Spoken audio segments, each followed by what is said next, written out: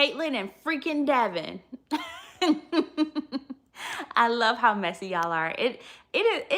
Actually does bring me great joy to know that y'all are my people in this way. That y'all absolutely despise that couple as much as I do. We are friends. We are sisters.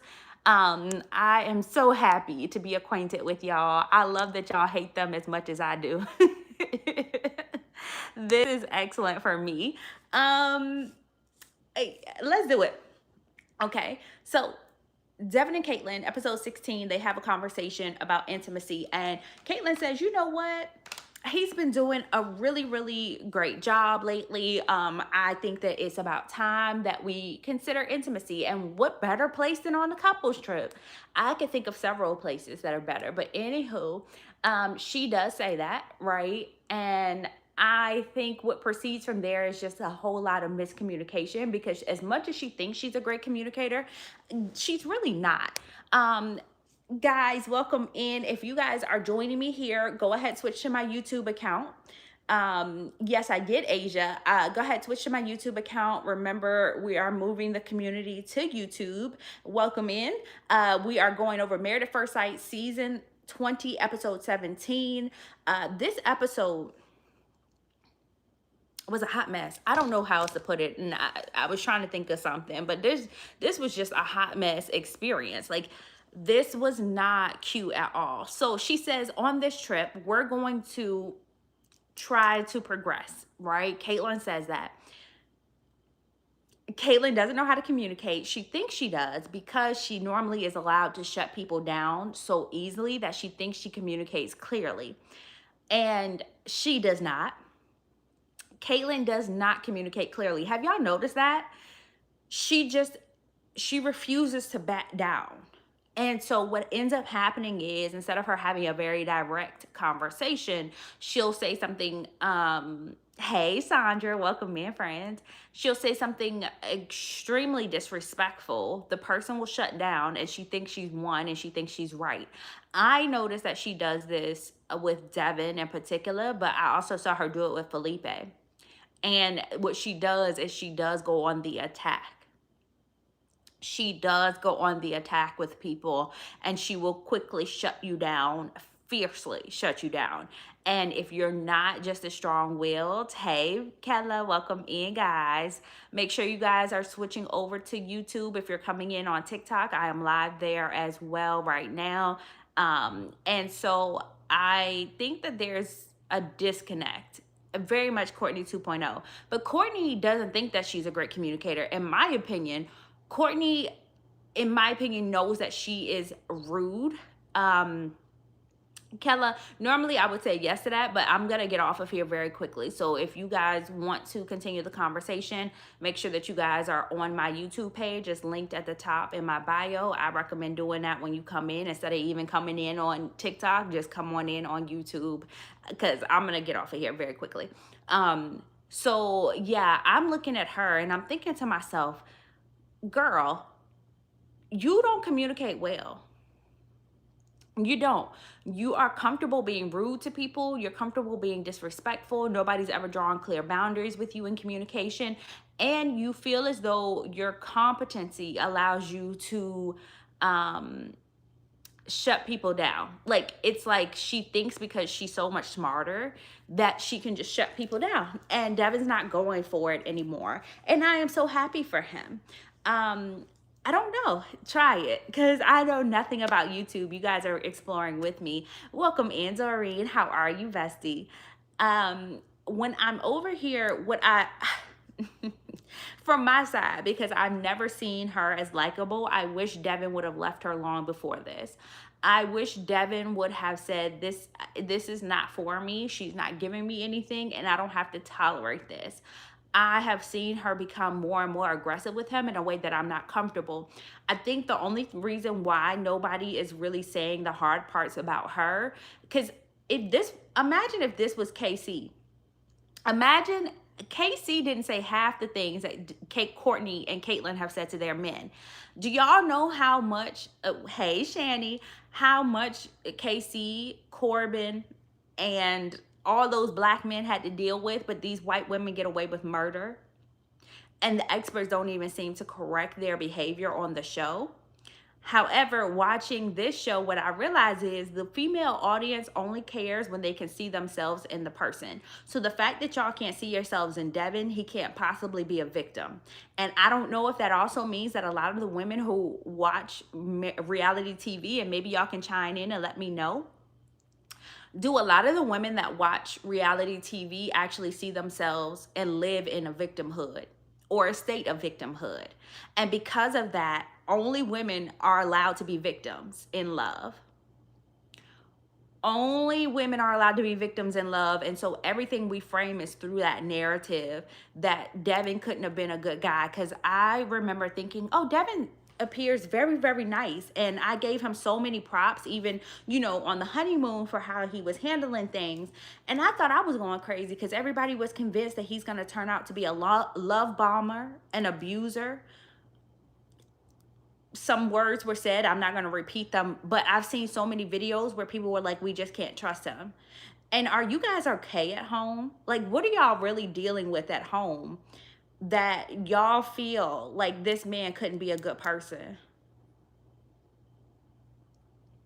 Like, no, seriously, I want to understand what is happening at your homes that gives you this idea that men can go for it, Kella, cannot be good people and cannot express themselves, like, and possibly be worth trusting. And that is not a rhetorical question. That is me honestly asking out of curiosity. For those of you joining on YouTube, join the conversation. Do you guys feel like you watch these shows from a place of automatic victimhood and you project that onto the women in these shows?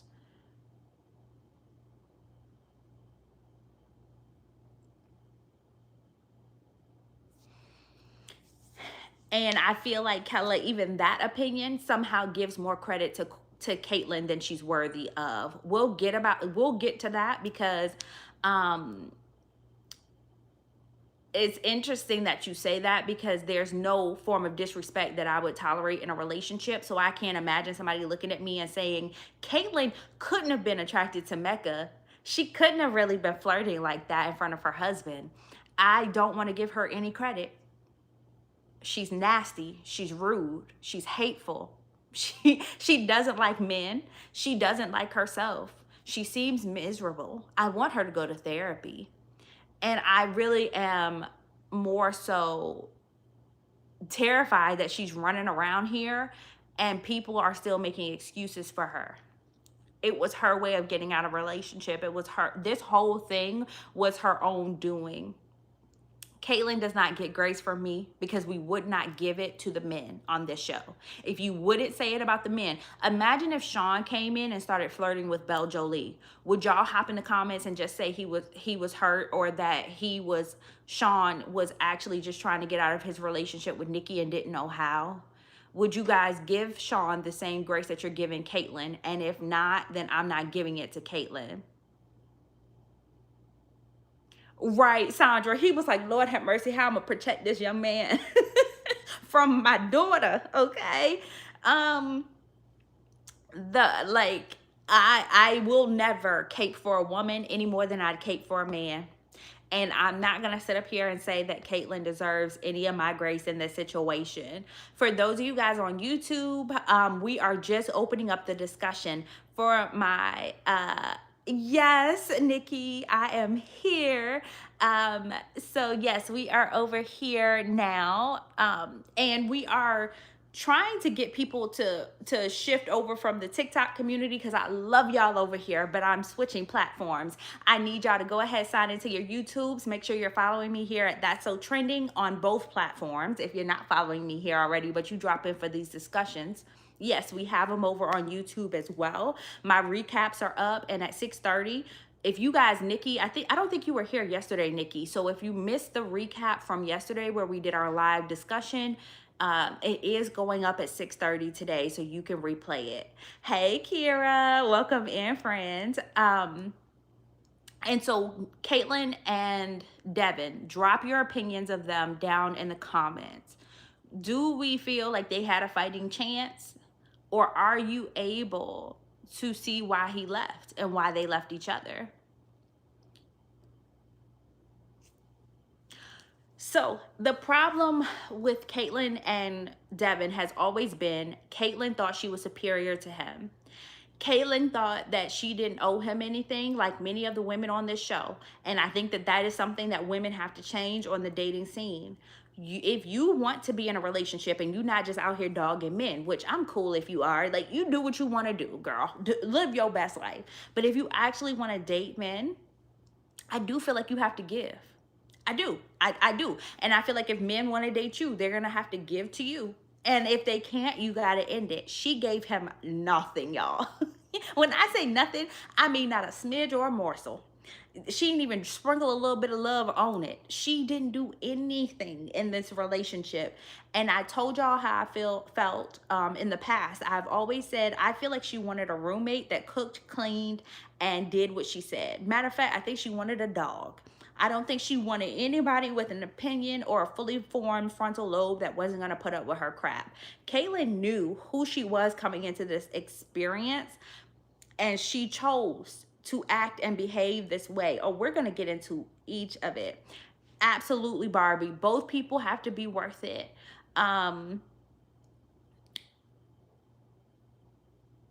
It sure doesn't, Breezy. Book smarts does not equal emotional intelligence. And I do think she reads a lot, and maybe that's why she thinks she uses a lot of therapy speak too. I don't know if y'all have been paying attention, but Caitlyn uses a lot of therapy speak, thinking that somehow we're going to overlook her bad behavior. Because what's therapy speak if you can't act right? Go back and see that lady girl. Now, Kira said, let's see, I don't feel like they had a chance. When he would accommodate her needs, she was fine, but she's not meant to be in a relationship.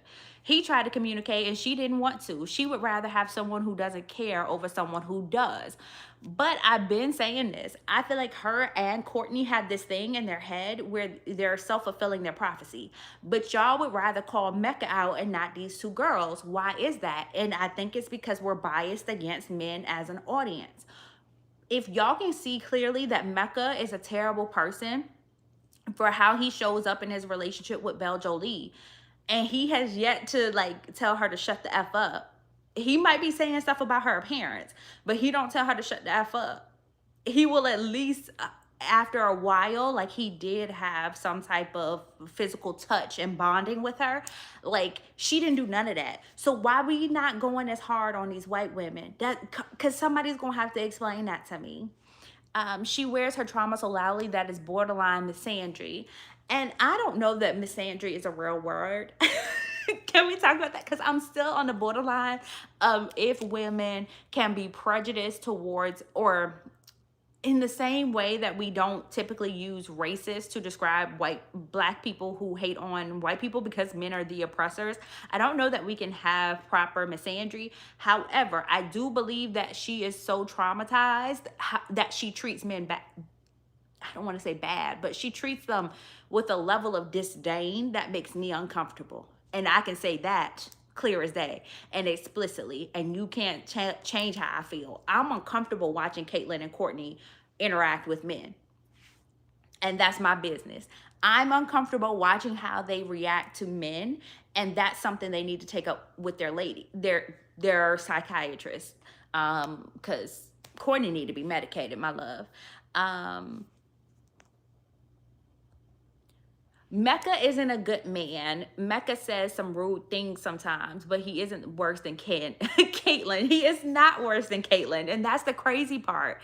I see so many think pieces about how terrible Mecca is, laughing about the way that he chooses to express himself physically or in his appearance, but where's the same laughter? Where's the same jokes? Where's the same level of disdain for these white ladies who got on our screen and literally like became villains before our very eyes? Like, yeah, they look very demure in these wedding dresses, but they are Satan himself when it comes to actually being in a relationship with them.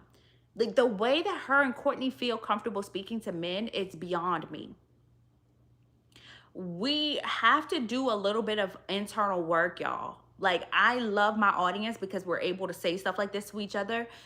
if you can't see that she and Courtney are worse than any of the men on this show, you're the problem too. And you might want to go talk to the lady about why that is, that you cannot be unbiased. Why you cannot look at a lady like Courtney and Caitlyn and say they are far worse than any of the men on here. The men on here are not cussing out the women that they're with. Like, they might be negging a little bit because of their own insecurities, and they might say they got word vomit, but yeah, this was crazy. This was absolute insanity.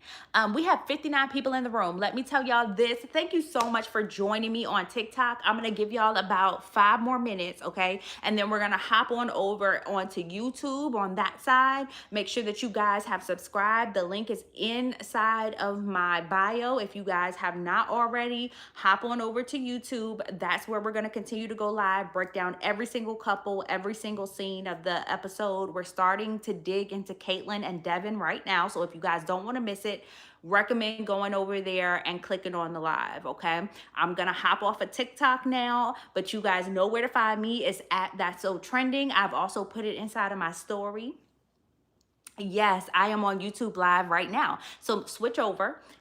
Link is in my bio. You're able to go right to my page and join the live. You can still comment, same as here. But we're just switching over there now, okay? So everybody in here, come on over to YouTube. Welcome over, Sandra. Thank you so much for joining. I'm gonna end this live, but thank you guys so much for joining me here. Remember to check my stories. Around 5 p.m. is when I go live on YouTube. You guys make sure you're already subscribed over here, or you don't have to subscribe, just come over and watch. We're gonna be having a conversation and finishing up with all the other couples. So I will be over there for the next couple of hours. Make sure you hop in for the conversation. Bye, guys. All right. So for my YouTube folks, thank you so much for coming over. Let's get into it. Okay. The most interesting part of all of this, we're going to start with that. Hey, Shani, welcome over, girl. Is that I'm gonna have to learn everybody's names over here. That's also gonna be another project for me. So I gotta learn everybody's name. Make sure you guys are liking the live. That helps push me out. We've got 4 likes on the actual live itself. So make sure you guys like it. That helps a lot. And make sure you guys are down here commenting. It works just like TikTok. But for everybody in here, Devin gave Caitlyn a very long leash to hang herself with. Hey, Kiana. And she did just that. Baby, when I tell you I got to the Mecca of it all, honey, I already recorded the video and I edited it. And I'm going to put that up tomorrow at 12 p.m. so y'all can see the full recap. But for me, okay, I'm going to tell you the truth. I think as much as she wanted to be attracted to Devin, she shut down. And it was almost like she got the ick. I can't prove it because she never said it. But do y'all feel like she got the ick on that honeymoon? Somewhere in the midst of all of this, she got the ick. She got the ick, baby. When I tell you it shut her libido down, I mean, literally, it was like the Sahara. Okay, she shut down, and I cannot. Do y'all know why? Like, any ideas, guesses? Because I've been racking my brain. I was like, he was so sweet on the wedding night. I don't think he was offensive. I don't think he touched her too much. I don't think he was making comments like the 69 thing. You know, so many people blame Shawn for that, but I'm like, grown folks can get over that. Like, you know, I just didn't understand why she hated him starting day 3 of the honeymoon. And then I do believe, what if she suffers from a little bit of rejection sensitivity? Okay. What if she suffers from a case of thinking like, he corrected me on the honeymoon and he did say something to her about like wanting more hand holding and wanting to move quicker? What if instead of interpreting that as just his experience, this is just my guess, whenever he says something, she feels like she's being judged. And because she feels like she's being judged, she shuts down and she withdraws as a form of punishment to him. Does anybody else get that sense that she is just very, very sensitive to any form of criticism? Even if it's coming from her husband, I don't think that she knows what to do with that criticism. Yes, there's more episodes. We're covering episode 17, and I think it goes all the way to episode 20. Some women don't like serious men, and that's why those two couples don't work. So she did say she was a black cat, and I always said that was stupid. If you go look at my, if you go look at my TikTok videos, and also here I put my shorts up on YouTube as well, I have always said there is no such thing as a black cat. If you are anxiously attached, I'm going to say this, you are emotionally neglectful. Do not think that just because you slap a cute title on it, I'm going to go for it. What you're saying is, I withdraw, you chase me. No, you're withdrawing emotionally from a partner who's fully invested. And if you think that's cute, you need to go see the lady.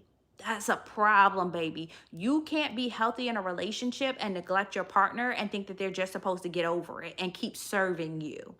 It's like she wanted him to serve her. You are not a queen, baby. He doesn't have to have blind loyalty to you or off with his head. But that's how she treated Devin.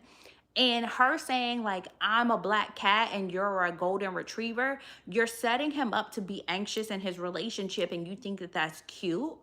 Imagine, and this is the clearest example I can think of. Imagine if a parent denied you hugs until they felt like you were a good enough boy or girl to get a hug.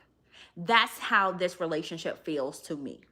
And every time you mess up or make a mistake, I'm gonna withdraw love. Caitlyn treats him like the stepchild she never wanted. You don't think she ever liked him, Franklin. I could see that too. It wasn't just then, it was since the beginning. He's a lover boy and she has too much trauma to, I don't know, y'all. I really don't. I think she just needs to go see the lady. She doesn't like to be confronted. He confronted her on the honeymoon and leaving in the morning. Exactly. Ever since then, I feel like she also showed it. For me, what really turned me off to her, that made me uncomfortable and made me say I don't want him to be in an abusive partnership, was in that car ride home from the dinner where he said that she wasn't really showing up physically for him, and she basically wouldn't let him finish a sentence. She was cutting him off. Then when they got in the car, and she was like, if you're going to nitpick, we will be in stagnant waters.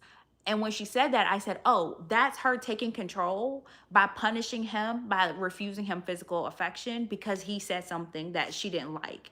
And the point of the couples dinners, I thought, was to come together and share your experience with being married at first sight. Am I tripping? If that's his truth, she can't shut him up for, like, telling his truth. Yeah, she cannot handle correction. And I want y'all to remember too, another time she did it and it was small, but I want to see if y'all remember. He said that to her and then they went to their first therapy session. She sat halfway across from the couch from him. She would not get close to him until the therapist made her realize, like, Devin, well, actually, I do think Dr. Lisa was wrong for saying this, but Dr. Lisa said to him, you need to relax, have fun. The other stuff will come. I didn't come here to have fun, Lisa.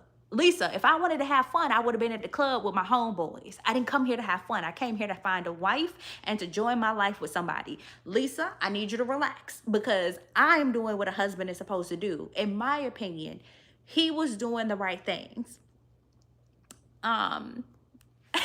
Can I am not a therapist. I am not, but I do pick up on the fact that these two have a pattern.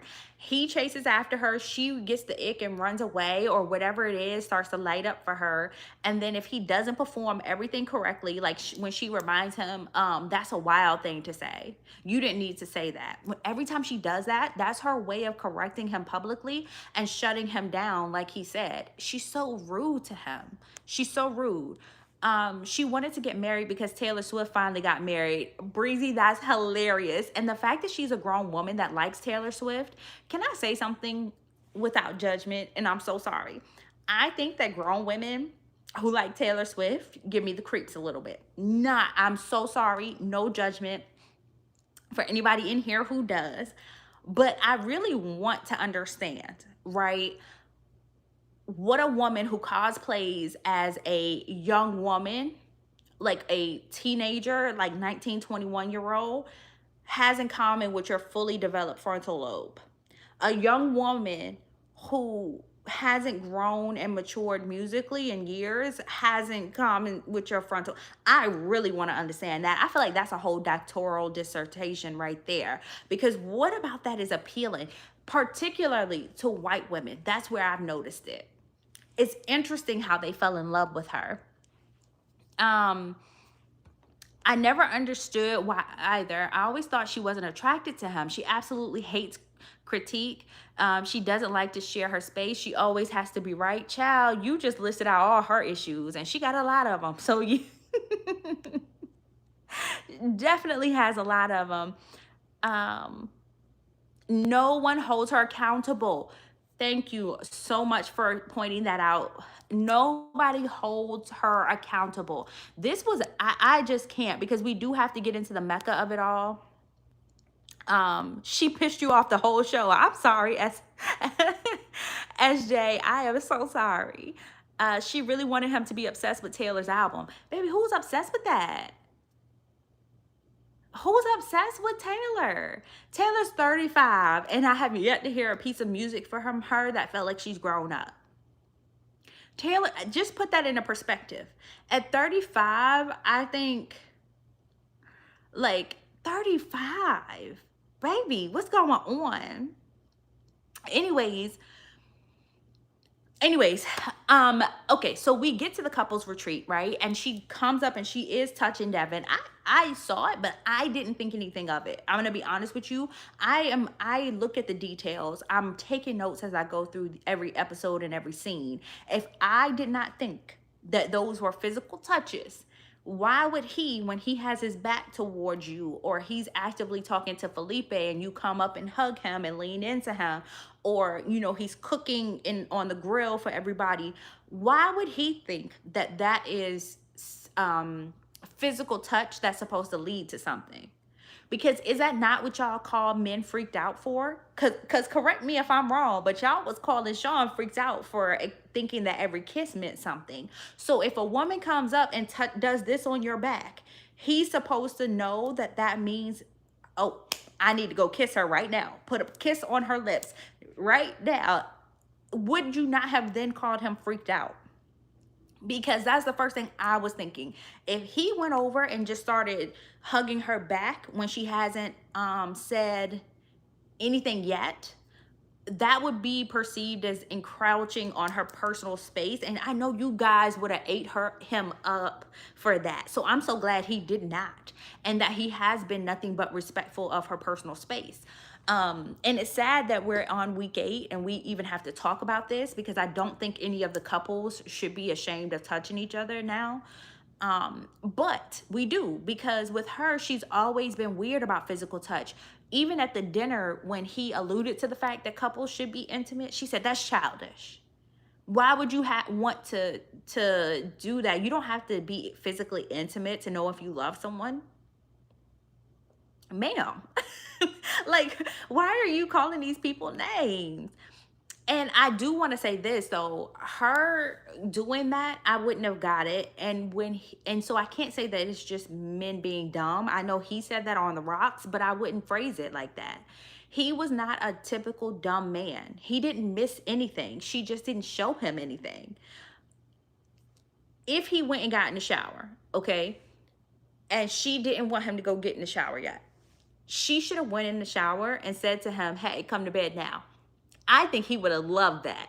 If Caitlyn would have went in there and said, come to bed, and I mean come to bed now, Devin wouldn't even have dried off. You hear me? Devin would have forgot that he was in the shower, left the water on, and came out of that shower. She didn't do anything. And I think that her signals were terrible, but for her to yell at him after that, does that even sound like Caitlyn wanted to do anything? I think she's now placing blame on him so that she doesn't have to do anything, if that makes sense. Kim and Michelle don't kiss really, but they connect emotionally. Exactly. Exactly. And they do like to stir up drama, but I like that. They messy and I'm messy with them. I love it.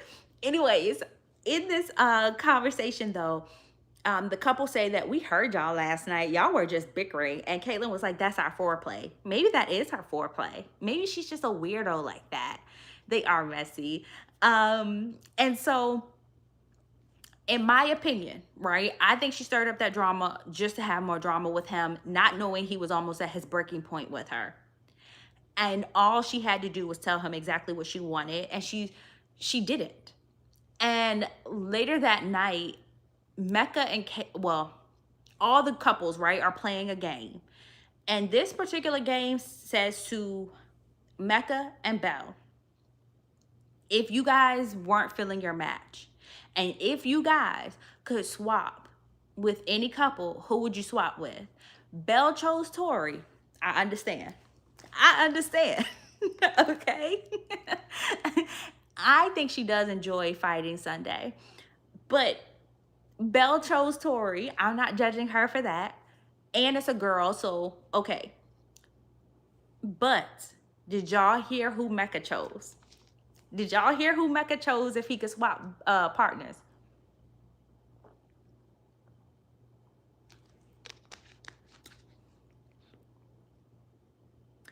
Oh, y'all didn't pick up on that detail?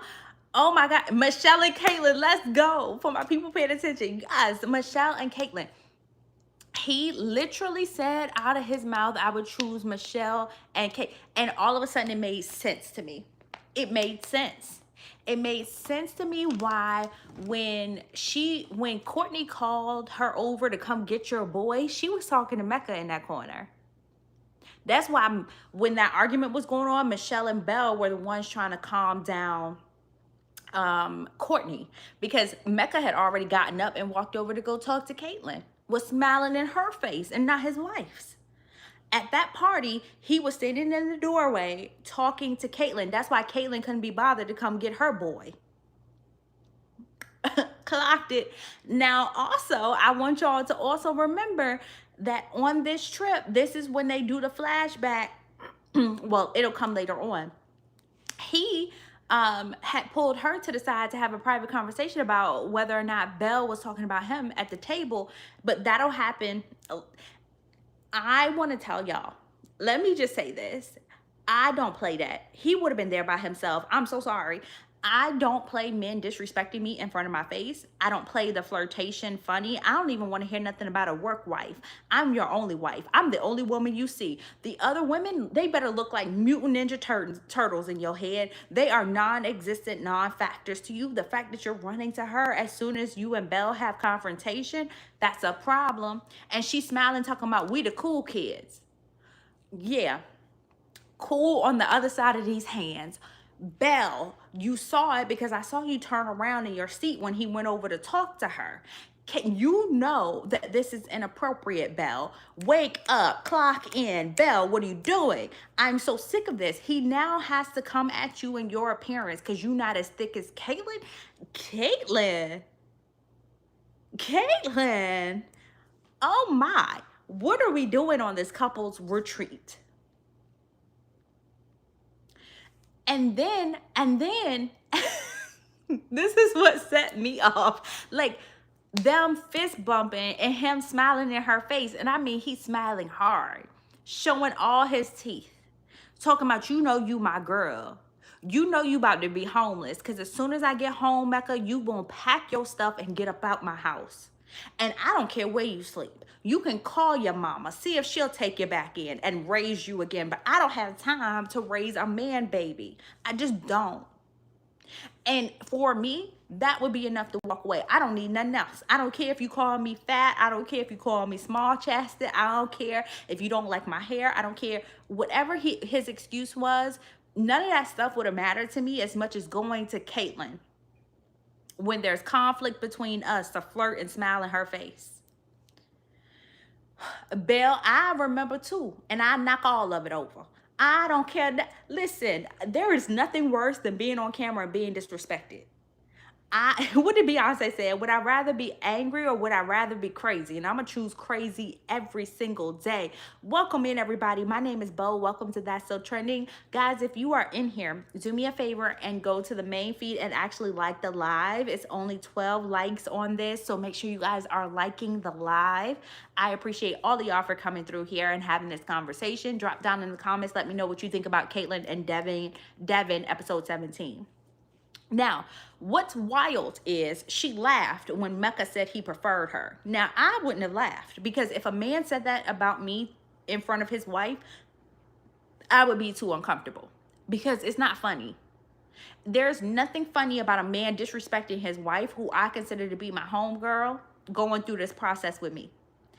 Ain't nothing funny about you choosing me. It's really disrespectful. She laughed for about 17 seconds too long for me.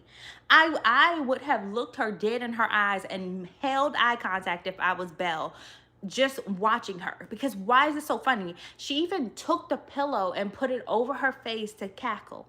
What's funny? What's funny? You see, Michelle wasn't doing all the laughing. Single Belle would never deal with it, but this is no different. It's really not breezy. This is not something that anybody should deal with, even if you are like just dating, especially not in marriage. I have never seen like men being this disrespectful is next level. You can call me ugly, it don't matter, right? But what you can't do is flirt in front of me and use a game that we're all playing to do it. After this conversation, I'm sorry, y'all, I dumped all the ice out of my ice maker, and so now it's making more ice. But after this conversation, he takes her outside. So Mecca and Caitlyn go outside. Sure, go for it. They go outside to chit-chat. Why would you go outside to chit-chat without his wife? Because I'm trying to figure out in what world y'all just be out here chit-chatting and wives ain't present. Because if I go outside, I'm going to ask the wife if she want to go too. We all going to go as a group. Because you're not going to say what I said when I know what I said. And what's going on ain't nothing inappropriate. So you bring your wife and I'm going to get my husband. The husband is sitting next to Adam on the couch, smushed up with him, cuddling with him, because that's the only cuddles he gonna get, basically. And there needs to be a side-by-side of Casey during Casa, Mecca, Felipe, Adam, and Shawn. And who's TL? I do remember that, Kendall. They're outside, right? Why are they sitting facing each other the way that you would sit and face your girlfriend in high school on the bleachers? Because y'all remember that, right? Your boyfriend or your little fling or whatever used to sit and face you on the bleachers, and y'all used to sit face to face like that. I don't sit face to face like that with no other man. I can't think of a situation where that's appropriate. And especially not with my husband watching and his wife watching.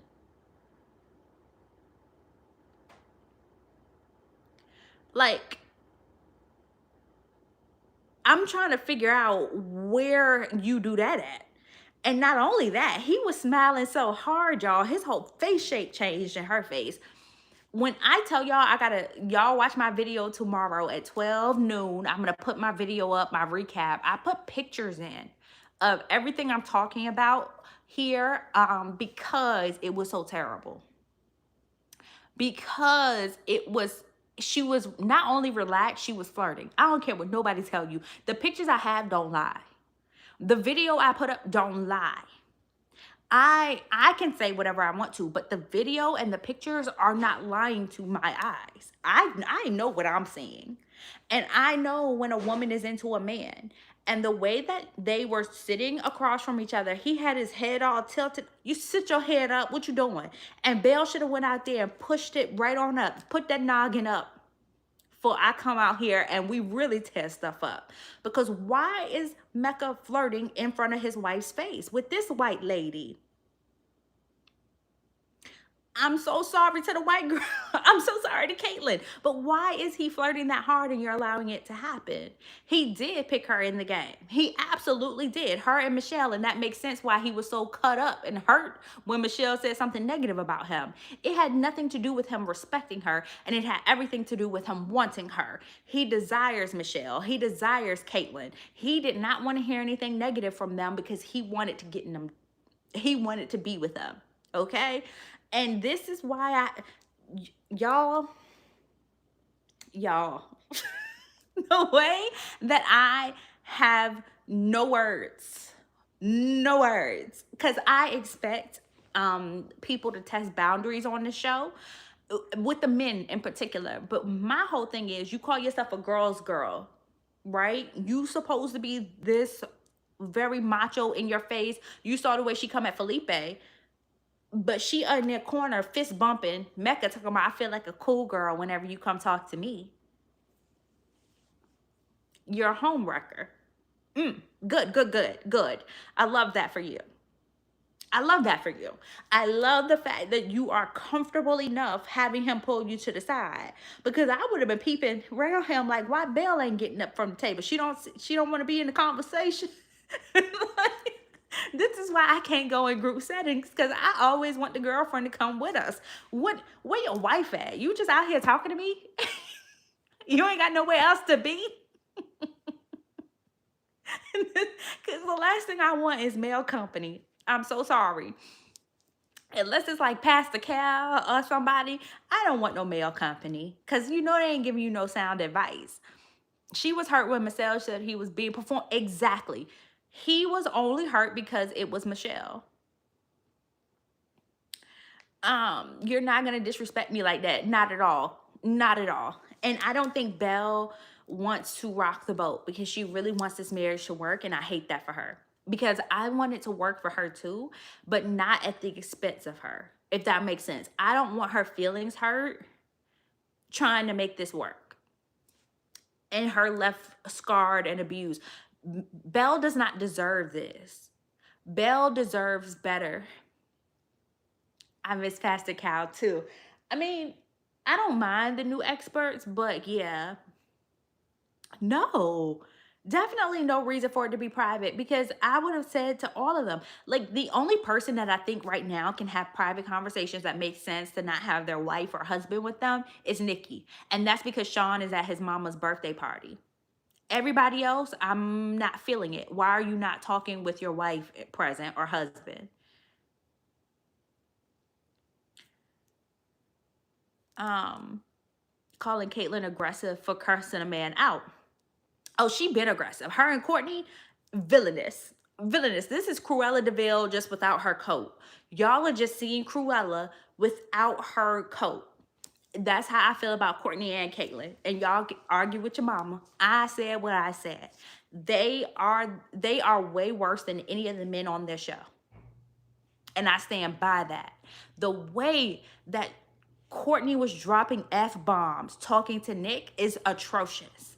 The way that Caitlyn told her husband, and I have never said this to anybody, to shut the F up. You are married to this man. You said that out of your own mouth to your husband. Can you imagine if Devin had said that to her? Can you imagine if Devin had turned around and said that to her? Because y'all would have called him a woman beater.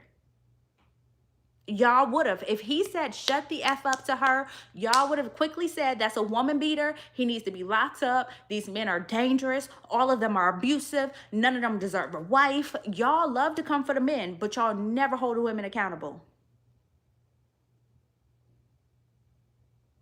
So when I see her and Mecca outside flirting, I think all bets are off. He has every right to say what he wants to say about his wife flirting on a couples retreat, because how embarrassing do you think that is?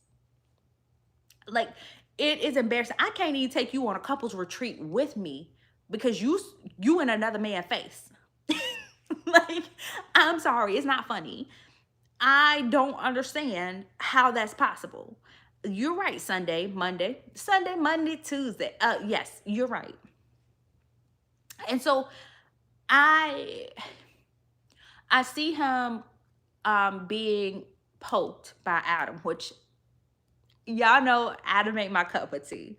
But when I tell y'all I love mess, baby, this is what I mean. I love mess. Adam is giving mess. I like mess. Adam Adam literally said to him, "So you just gonna let Mecca sit out there and riz your girl?" Mm-hmm. Mm-hmm. And I love that he kept poking the bear. Well, he's getting her hot and ready for you. Baby, he talked about Caitlyn like she was a Little Caesars pizza out there with Mecca. And I love it. I'm not a Adam fan, but that is messy. And I'm here for the mess. Aw, thank you, lady. Thank you so much. Uh, I personally, Adam was clocking it. Sophia, I gotta give him credit. I gotta give him credit. I'm not gonna like hate on people to the point where I can't see when they right or when they wrong. He was right here. I, I don't do that. I'm fair across the board. He was cooking. He ate with that. He ate with that comment. But when I looked at it, it was at Devin's expense. So I kind of felt bad for Devin, even though I cackled when he said it. It was like, dang, she's never cackled with you outside. Like I literally like couldn't even get a good screenshot of it because her mouth was wide open. Like this is the only time I've seen her laugh with him. Matter of fact, this is the only time I've ever seen, you guys can't see it, but this is the only time I've ever seen her hold his hand. This is it, y'all. This is as good as it ever got in their relationship. So the cameraman cuts to a confessional with Devin. And when he was in the confessional, he did admit that it looked kind of flirty. And when he confronts them, I say, come on, Devin, that's maturity. That's growth. Because a grown man should be able to confront his wife about the things that she's doing wrong to him. And her flirting with another man in front of your face at a couples retreat where y'all are supposed to be working on your relationship and sparking some physical intimacy together for the first time. And that's what she wants to do. That's not cool. It's not. Um, That's what cracks me up is because he was smiling so hard that his canines was out, right? And them things was out the whole time. Had his head caught and everything. I said, oh yeah, Mecca is feeling her and she's feeling him. But it's inappropriate, y'all. I can't excuse this. This ain't no singles meeting. This is a couples retreat. Y'all are supposed to be working on your bond with each other. Instead of him smiling in his wife's face, Mecca is outside by the fireplace staring in her face, staring in Caitlyn's face and not his wife's. Adam is kind of insecure because when Shawn confronted him at the table, he got defensive towards everyone else, knowing what Shawn said maybe have been worded wrong, but the experts, I wish they would let them switch couples because, oh, I don't wish that. Look, yeah. I do feel like Shawn was right. And I do feel like he is very sensitive. He's very insecure, but bless him. But this couple right here, when he stands up to her and Mecca about what they were doing, because he said with Mecca, you were feeding into it. She was clearly flirting with you. She tries to, why y'all not calling her a gaslighter? Can we talk about the fact that y'all love to throw that around, even though I hate that word, and y'all know I hate the word because y'all use it too loosely, but why y'all not using it loosey-goosey when it come to Miss little white Rachel over here? Why y'all not using the word gaslighter that loosely when it comes to her telling him, is it in your mind? Because you need to stop. You're being ridiculous. Why y'all not calling her that? I don't see it in the comments. If this was Shawn telling Nikki that we need to get physically intimate, y'all would have been like, yeah, gaslighter. Like, hold on.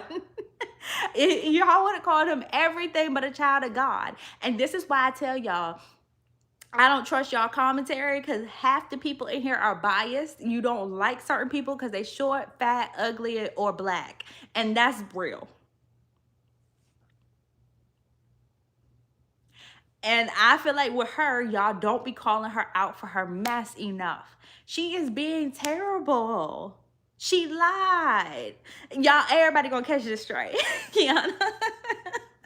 So she lied. She lied. And she said that she wasn't flirting when she could have just been open and honest and said, okay, actually, we were out there having a good laugh. And you know what? It was probably a lot. I'm sorry. How hard is it to say that?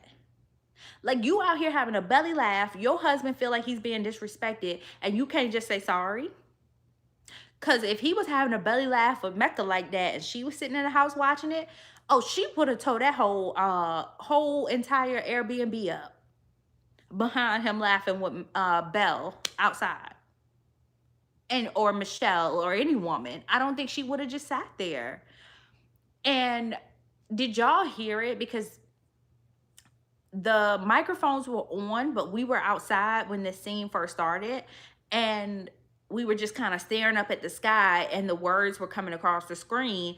And when he said, you guys were out there flirting, and he was feeding into it, and Belle apologized for Mecca. Did y'all hear her apologize because Mecca was flirting with another woman? Did y'all hear Belle apologize because Mecca was flirting with another woman? I said, you know what? I gotta go to bed. Because clearly I'm losing my mind. I have never in my life seen a wife apologize to somebody else because their husband was like not cheating. Their husband was flirting with another woman. So she apologized on his behalf.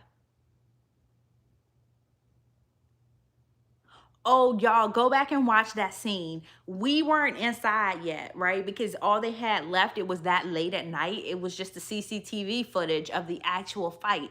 But when it's happening, you could hear her say, "You're right, I'm sorry." And it was so quick. And then we got inside to the CCTV footage where all of them were sitting there before the argument. And I agree. And they should have enlisted help, because I want this to be a smooth, clean fight. Like, she should have got some help from one of the other girls, because Belle should have took Caitlyn down, okay? And Mecca deserves it. I just don't understand in what world you do that to your wife, in front of your wife.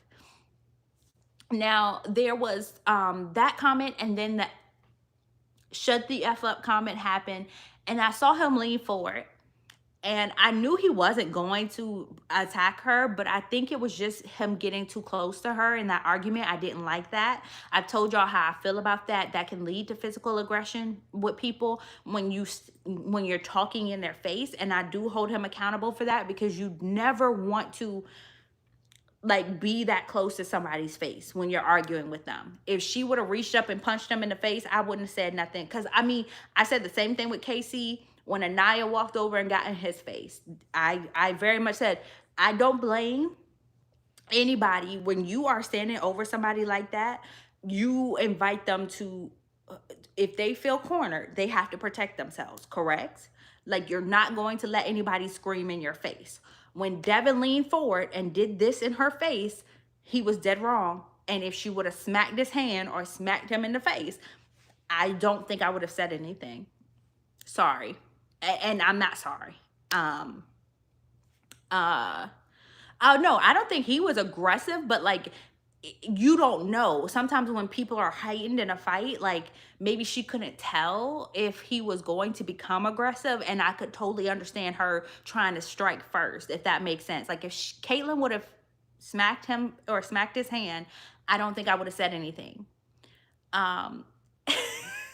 Your dog don't like her either. Do you think Belle really likes Mecca? Yes, I do think that she does. And he was over it, Sandra, and I don't blame him, because I would have been over it, under it, and around it. My nerves bad, y'all.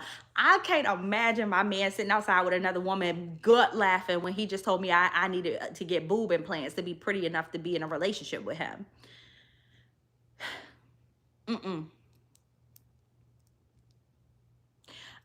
Kwani, absolutely.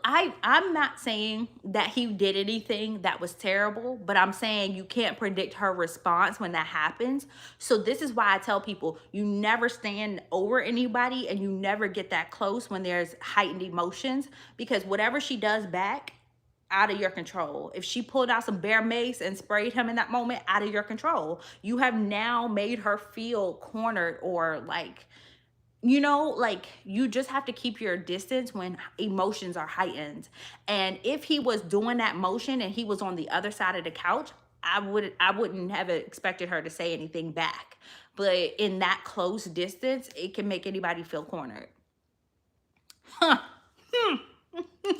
Let's talk about it. We did not talk about that, but Devin basically flips out. He goes upstairs and says he's done with the argument. She jumps over the chair.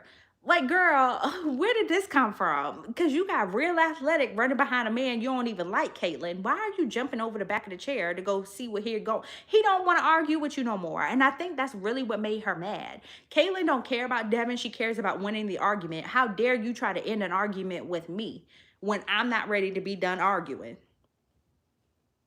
But let's go back to that finger kiss. Belle is laying, I don't know, maybe they wanted to have a threesome with Caitlyn. I don't know what was going on, y'all. It got weird for me. I'm not the girl for this. It's above me now. Anyhow, Caitlyn's laying on the inside of the couch. Belle's laying right next to her on the outside of the couch. And Mecca is sitting on the other side of Belle. He reaches across his wife to do a pinky promise with her. And I watched it 3 times because I didn't catch it the first 2 times. But he does a pinky promise with her. Kisses his, she kisses that side, right? That's what you're supposed to do in a pinky promise. But did y'all notice he doubled back and kissed her hand? Did y'all notice he doubled back and kissed her on the hand? He did not kiss his hand the second time he kissed. He kissed her hand. Please tell me y'all watched that. Please tell me y'all saw that.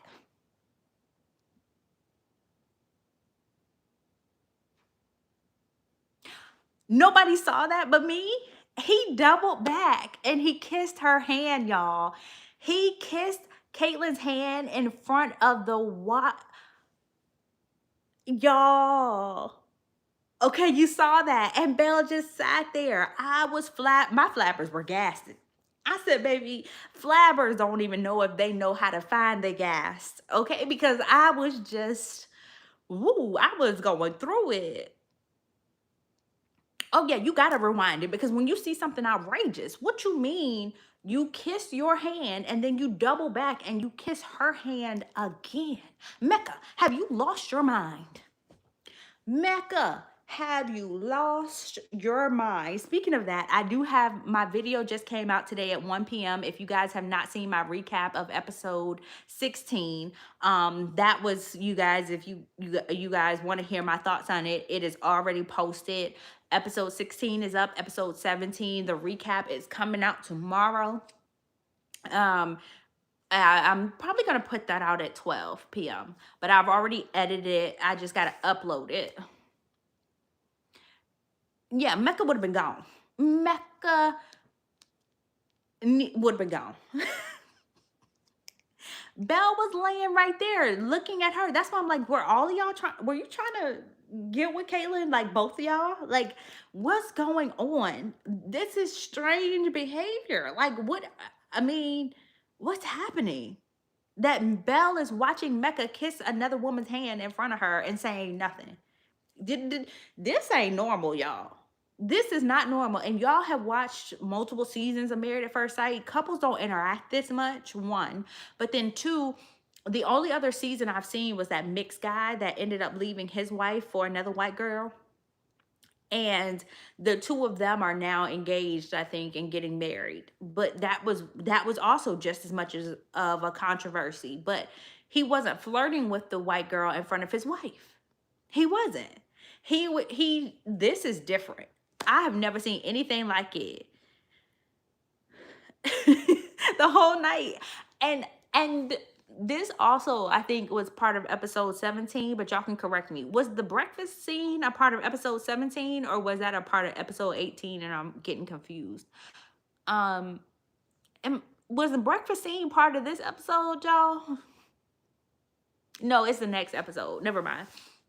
So we're gonna leave that part alone, but I'll get more into them and the aftermath, because this has to be exhausting. Well, we saw the breakfast scene of him announcing that they were gonna break up. I think that happened in this episode, correct? No, that happens next episode. Don't worry about it, y'all. There was no breakfast scene. Now, is there anything that I forgot to talk about with these two? You know what else was the nail in the coffin for me? Was the chain. Because is that not the hood version of marking your territory? When a man puts a chain on a woman's neck, he's saying, that's my girl. That is also how you, like, you're chosen, you're marked, you're cared for. Go for it, Kendall. Like, I thought it was weird. You give her your chain, but Belle's neck is wide open. Why your chain ain't on her neck? And Caitlyn just moving her hair out the way for him, like, let me try on your chain. Like, ain't no sound in the video, but that's what I imagine she sound like, because that's the pick-me behavior if I've ever heard of it. Like, this whole episode was wild, y'all. Wildly disrespectful, wildly weird. This is just weird. Exactly, Kiana. Very much. That's what you do. Or you wear their class ring sometimes. Like, it's always jewelry or like t-shirts and jackets that you wear. Never seen him even like try. Like, he's not that affectionate with her, and she's not that affectionate with him. Y'all, this is just weird for me. I'm sorry. I'm not gonna condone this. I don't care if Caitlyn was y'all favorite. I don't care if Mecca was y'all favorite. I can't make no excuses for this, because this is just crazy. This is crazy. All right, I don't think I missed anything.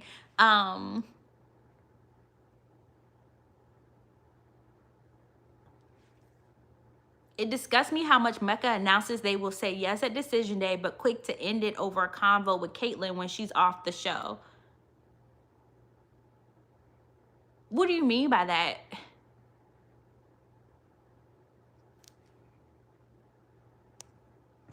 Because, like, when did he say it was over? I don't remember Mecca saying that it was over with Belle. But, yeah, I think he's going to ride it out to the decision day with Belle. I do think he's going to make it there. Yeah, Caitlyn's off the show. And, yes, they did break up, these two, but not Mecca and Belle. Mecca and Belle are still together. Who's the next couple y'all want to talk about? Oh, Mecca and Belle, I guess, is the most natural couple to bring up. Okay, episode 17. This is... Oh, gotcha, Kendall. This is episode 17 with Mecca and Belle. I feel like this is further pushing this narrative that he... Oh, you want to talk about Felipe? We'll talk about him too. That he is not attracted to her and never could be. And I think I want to be careful about the phrasing of this, because while I do think that Mecca is attracted to Belle, I think he's terrified out of his mind about what it means to be in a space like this with a woman who's actually good for him. I wonder if he's used to the same toxic love that Caitlyn and Courtney are used to. I wonder if he's used to the same women that will have a fun time with him, but would never bring him home to their parents because he is so eccentric, would never actually stand in his corner long term, or find him to be their future. And he's found that in Belle. But Mecca is uncomfortable with the idea that he has found that with Belle. Does that make sense? And so he's pushing her away, not because she actually is unattractive to him, Because I remember, again, if you go back to when he first met her on the wedding day, he never said any of this stuff. He was actually smiling from ear to ear about how pretty she was. That wasn't the issue. He realized how cool she was and how permanent this was, and couldn't handle it. Could not handle a permanent relationship. Mecca reminds me of the boys who pick on you because they like you. I don't agree with this, but I know that's common. It's very common, and it is a form of negging, and it is hard for some men to express that. Can you imagine? And this is why I say we have to be careful as women to jump to these conclusions that these men are just abusive people, right? Because little hurt kids grow up being hurt people, like adults, right? So when I see him act out like this, I don't see it as him saying, no, I don't ever want to be with you, Belle. I hear Mecca saying, I don't know how to show up in this and I'm going to ruin it eventually. I better get ahead of it.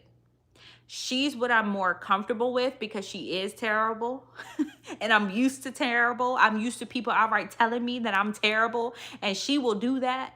And we've got a woman over here who keeps forgiving me every day when I mess up. She's helping me be better. She's holding me to a higher standard. She isn't just walking away. What do I do with that type of love? And like when he talks about love, he admits he's scared of it.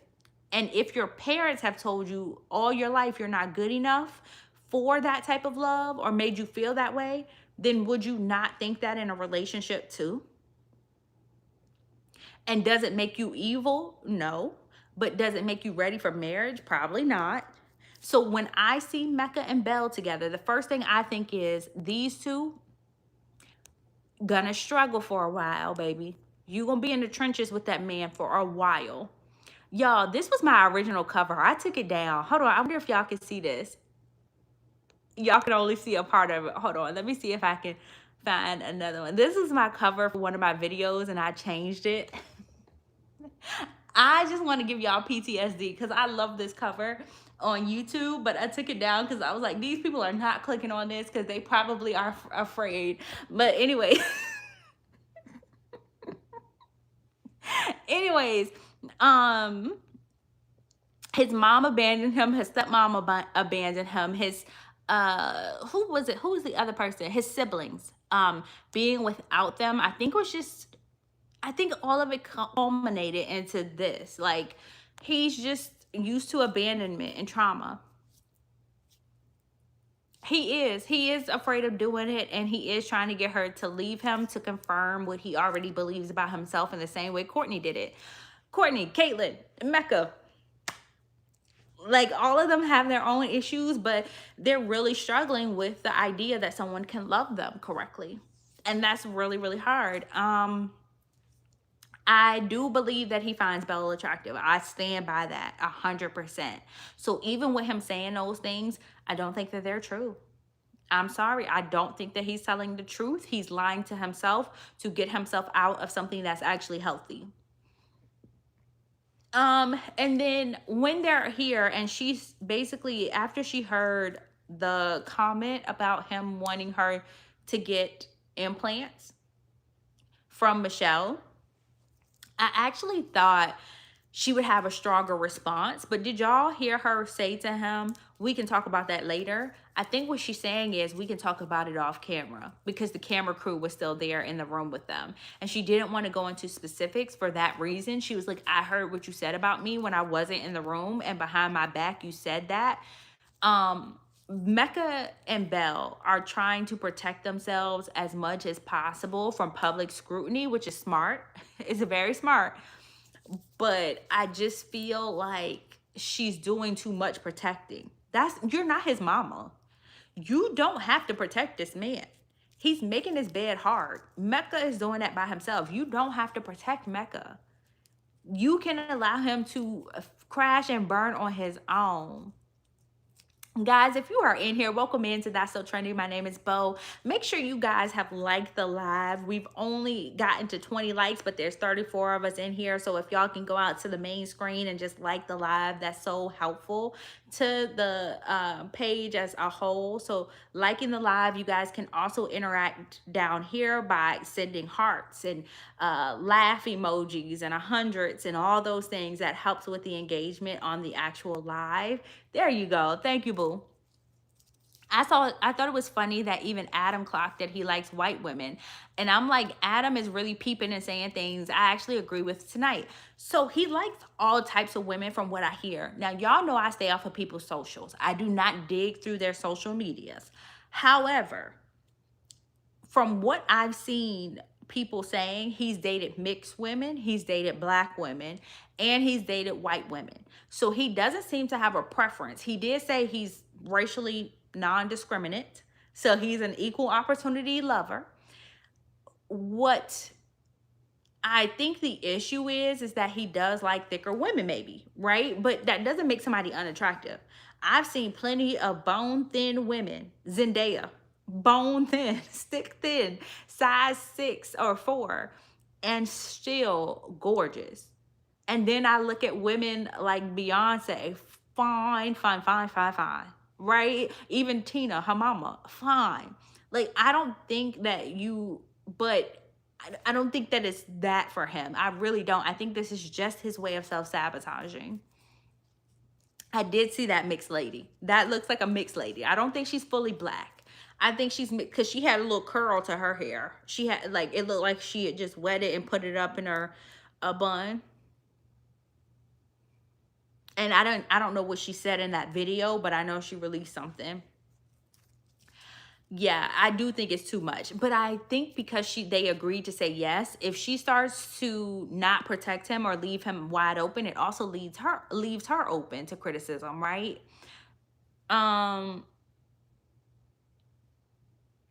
Because if he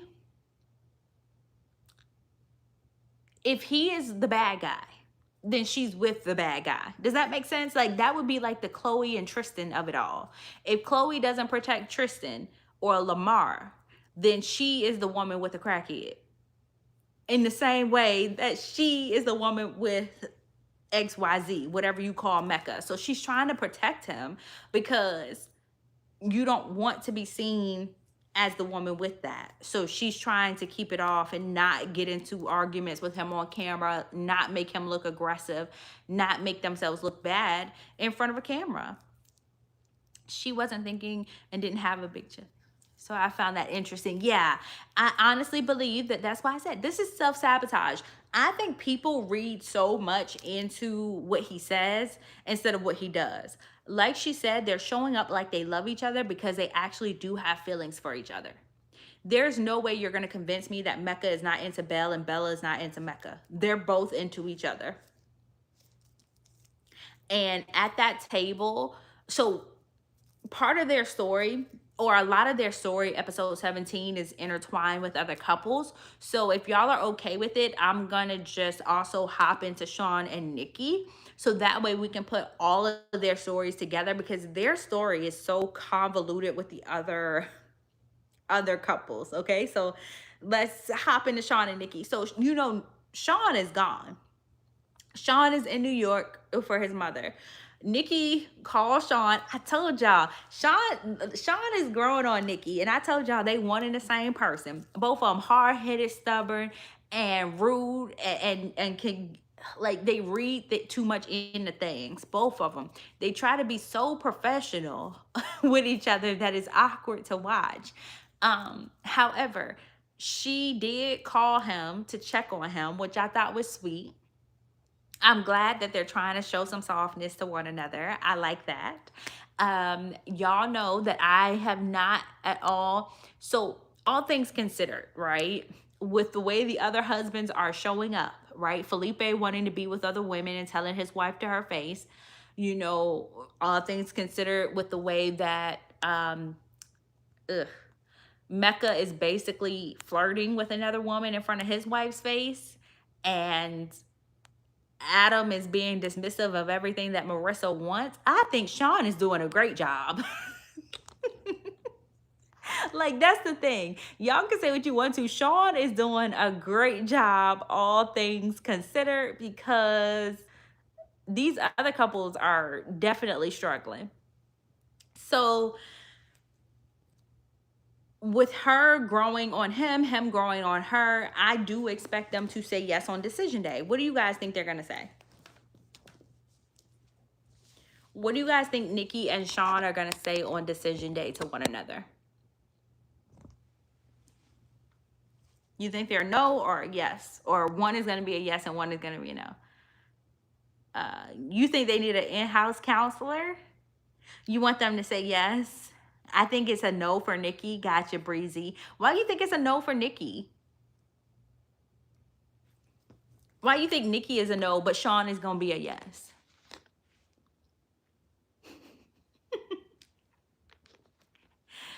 Shawn will say yes and Nikki no. Well, wait, why y'all think Shawn going to say yes? I want them to say yes, but I feel like it's a no for Nikki.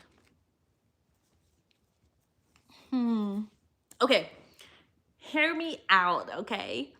I think Nikki will say yes and Shawn will say no. Ooh, interesting. Nikki is a high standard woman. She has good aspirations and visions for herself. You don't think Shawn has good aspirations? Because he's trying to apply for this principal. Ooh, I said principal. He's trying to apply for the position as the dean of his school, like the president role, and is currently open.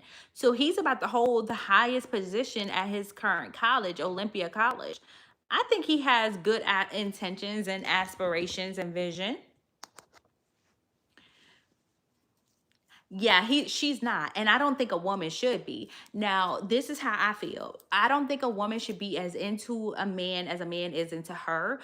And I think it creates a really good dynamic of fairness, because a lot of times men aren't fair to women that they find less attractive. They won't even listen to you. If you are not attractive to them or you're not their absolute standard, they will dog you. And it's just a lack of empathy that comes with not the physical appearance and attraction and desire not being there.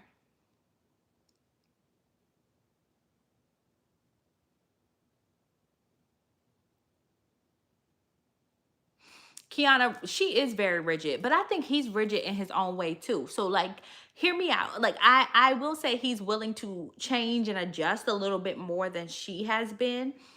But I think that the reason she's so harsh with him is because she comes from a different world from him. I said this from the very beginning. Shawn acts like a professor 100% of the time. She acts like an HR manager 100% of the time. What do you study in college?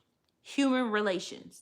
How to build relationships, how to I guess deal with the human side of work and workplaces, how to make space for the emotions that come with workspaces, and giving grace, because that's all human resources is about when you study it.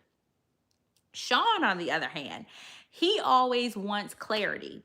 He desires almost like a dissertation when you bring a point to him. He's very rigid in that way. And it's very black and white thinking, but that's what you would expect from a professor, right? All right. When you get two people, she's speaking from the feeling side, he's speaking from the fact side, he's speaking from the evidence-based side.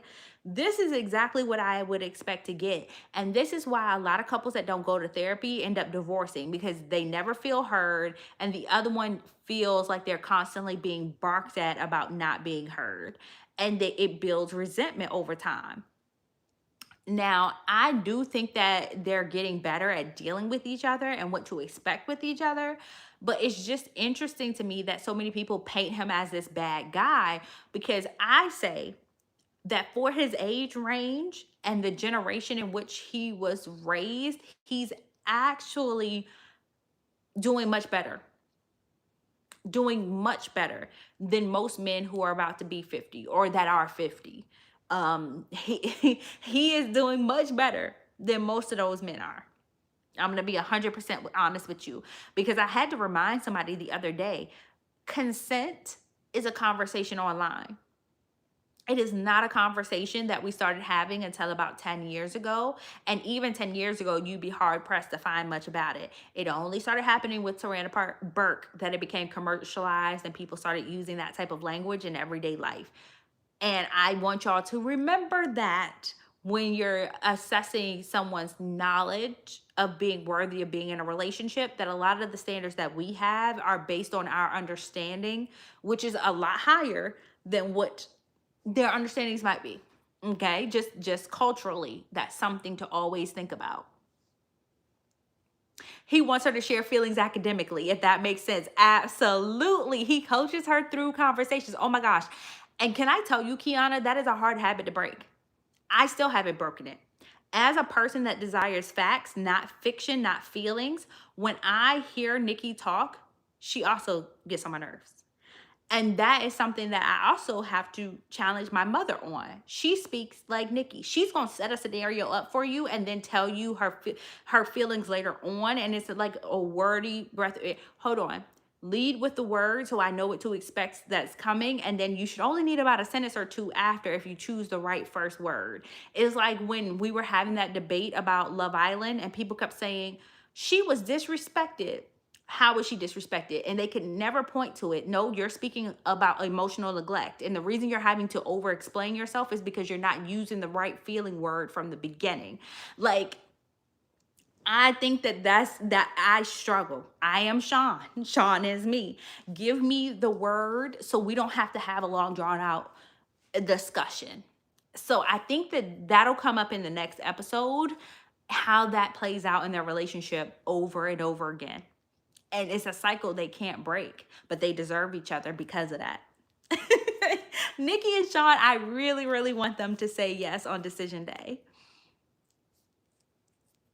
Oh, yes, Kiana. 3,000% yes. And the thing is like I show up long-winded, but in a very, like I'm going to show up long-winded, but in a way that helps to break down my initial thesis. That's what I think Shawn is really asking for. And I wish he had the words for it. Hey, first sentence, give me your feeling word. I am ecstatic. I am wildly enthusiastic about starting this next chapter with you, or I'm doubtful. She could have used any word, and then I think he would have been ready for the bullet points that come after. But I think it was just the way she started flooding us with these words. It was a lot. It was a lot with Nikki. Anyways, episode 17, he's not there. Nikki is now telling the girls she is, in his words, a Seattle 10 and a New York 7. What do y'all think about Shawn telling Nikki that she is a Seattle 10 but a New York City 7? Can you guys drop down how you feel, your feeling word, down in the chat?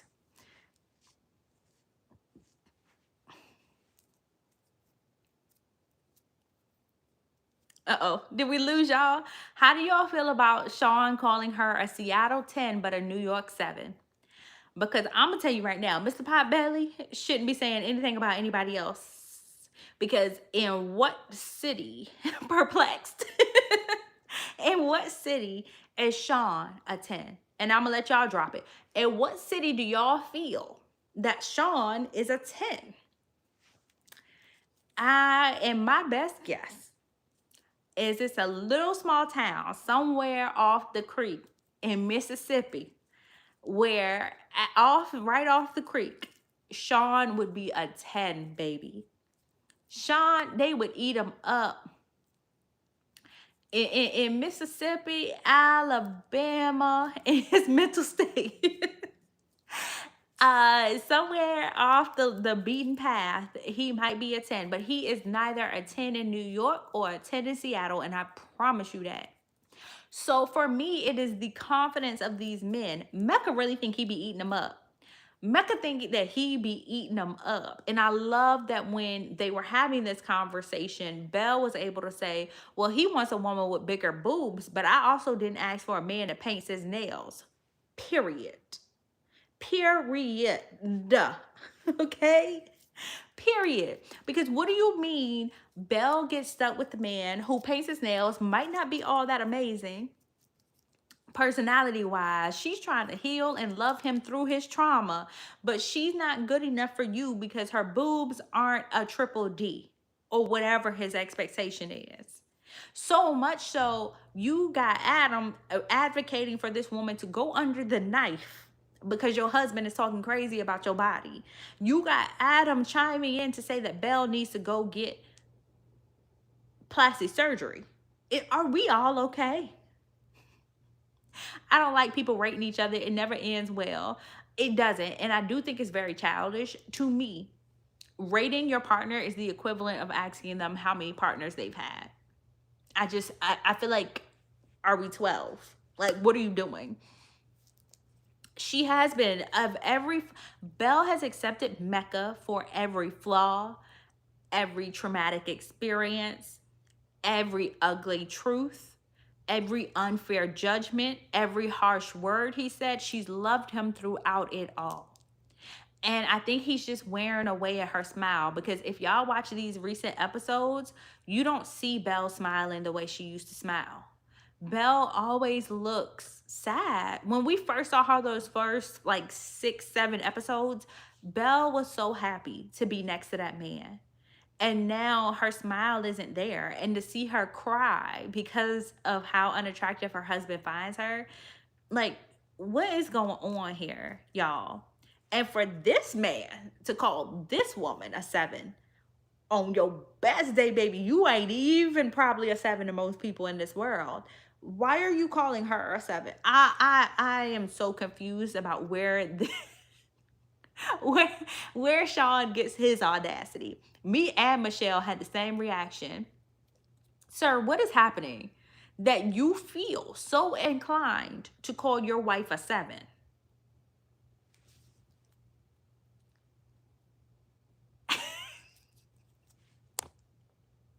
And neither Caitlyn nor Michelle are big chested.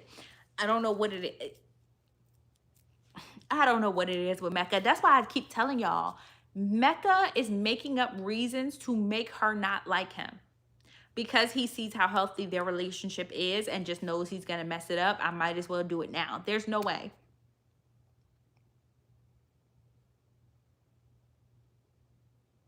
Late teens, early 20s, Shawn must be, baby, must be. Because for me, she's the standard or epitome of a 40-something-year-old Black woman beauty. Just ageless, timeless, beautiful. And I think that Shawn, if Shawn had a better personality, we would say the same thing, right? Like, the problem is you cannot treat your partner that way. And we would say the same thing about Mecca. Imagine if Mecca acted like Cameron. Imagine if Shawn acted like Cameron.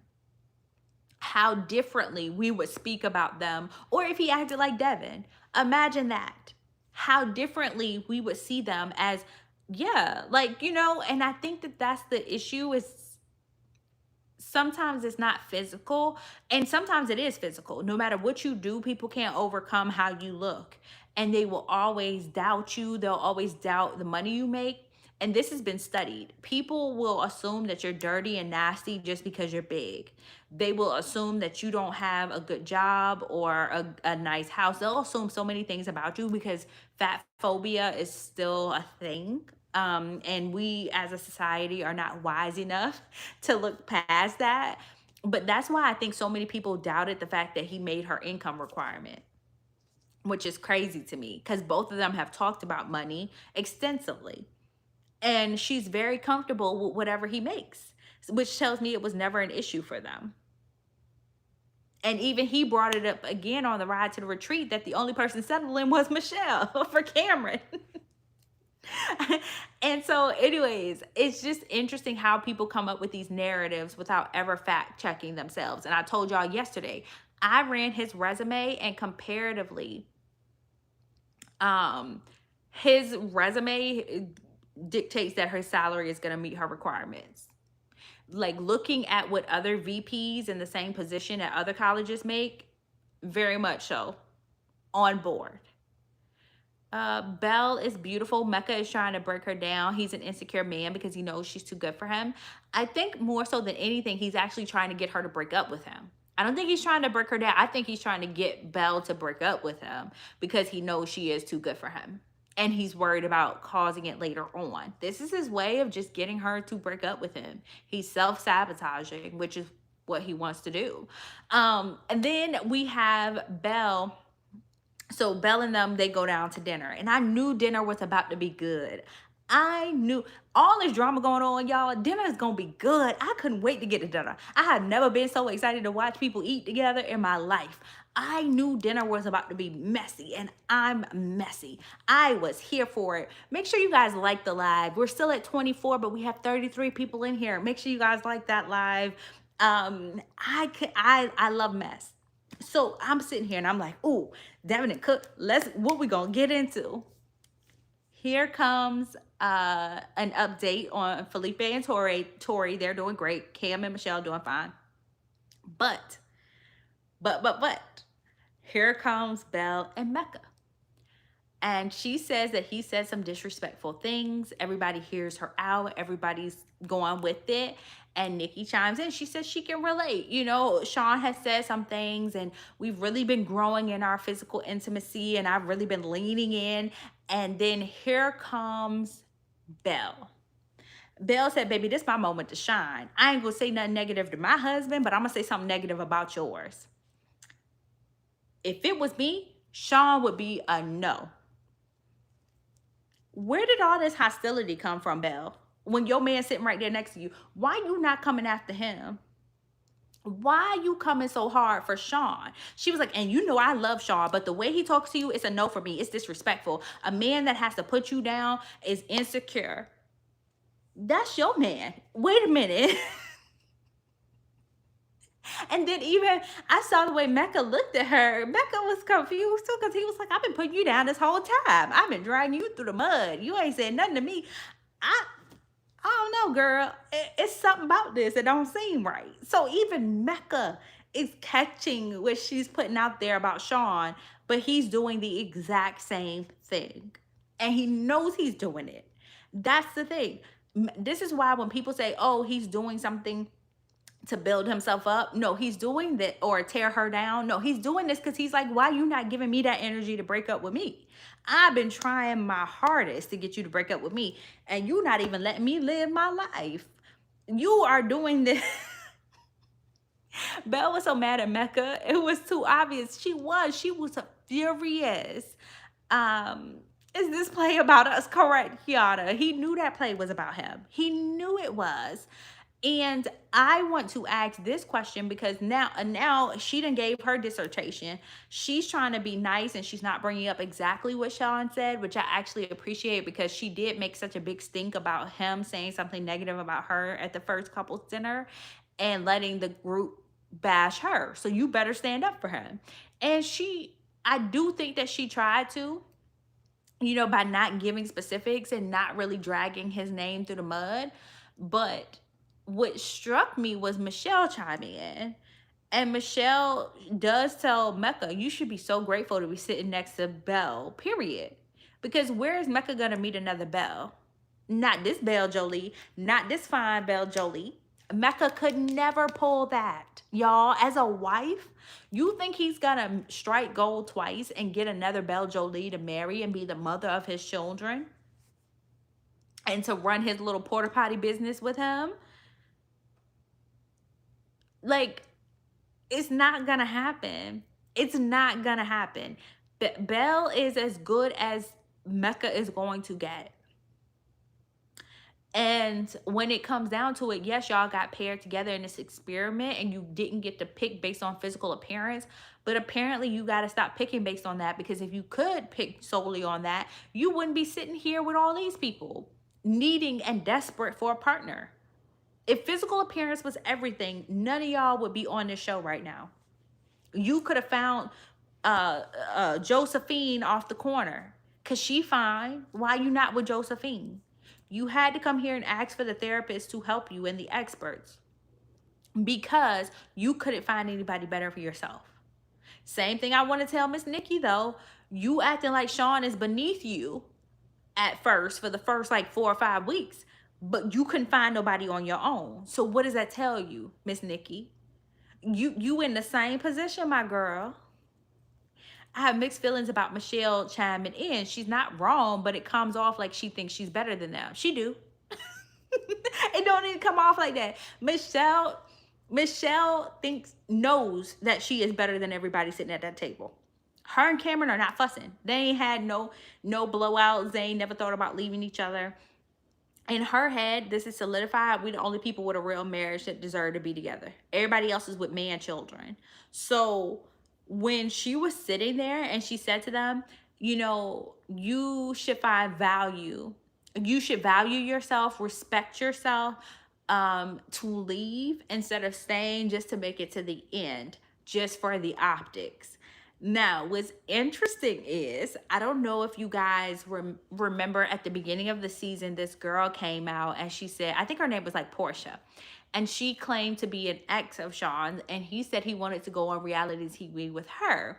And she said they would just play a couple on TV, you know, and she was cool with that. And so there was a portion where Shawn has been accused of being performative. And now people are starting to think, well, is she being performative? Like, is she now cool with him primarily because she doesn't plan to stay with him and they've agreed to just get through the experience together? So those accusations have already been there. And I wonder what Michelle is seeing to have doubts about Nikki and Shawn actually being a real couple. Did anybody put all that together? Because my brain was computing, baby. It was like trying to put together every detail we've heard about Shawn, his desire to be on television, and then him making agreements with women to try to make them come on reality TV with him, even if they're not a couple. And now you got Nikki, who's going along. She's saying all these nice things. Is she just acting? And does Michelle know something we don't? And why does she think that they're just trying to make it to the end for decision day? Like, I was asking these questions. They do come off as better, and it's because they just know that they are. They like really do. And her high horse, baby, let her perch up there. Welcome in, everybody, to That's So Trendy. My name is Bo. Make sure you guys go and like this live. We're at 26 likes. There was 40 people in the room. Make sure you guys like the live for me, please. Now, when she says that, the optics line, you saw Nikki's expression change. Nikki said, who you finna try? She looked at Michelle and she, in her very corporate voice, but stern, said, I think that that is a wild assumption to make, that someone would stay here for optics.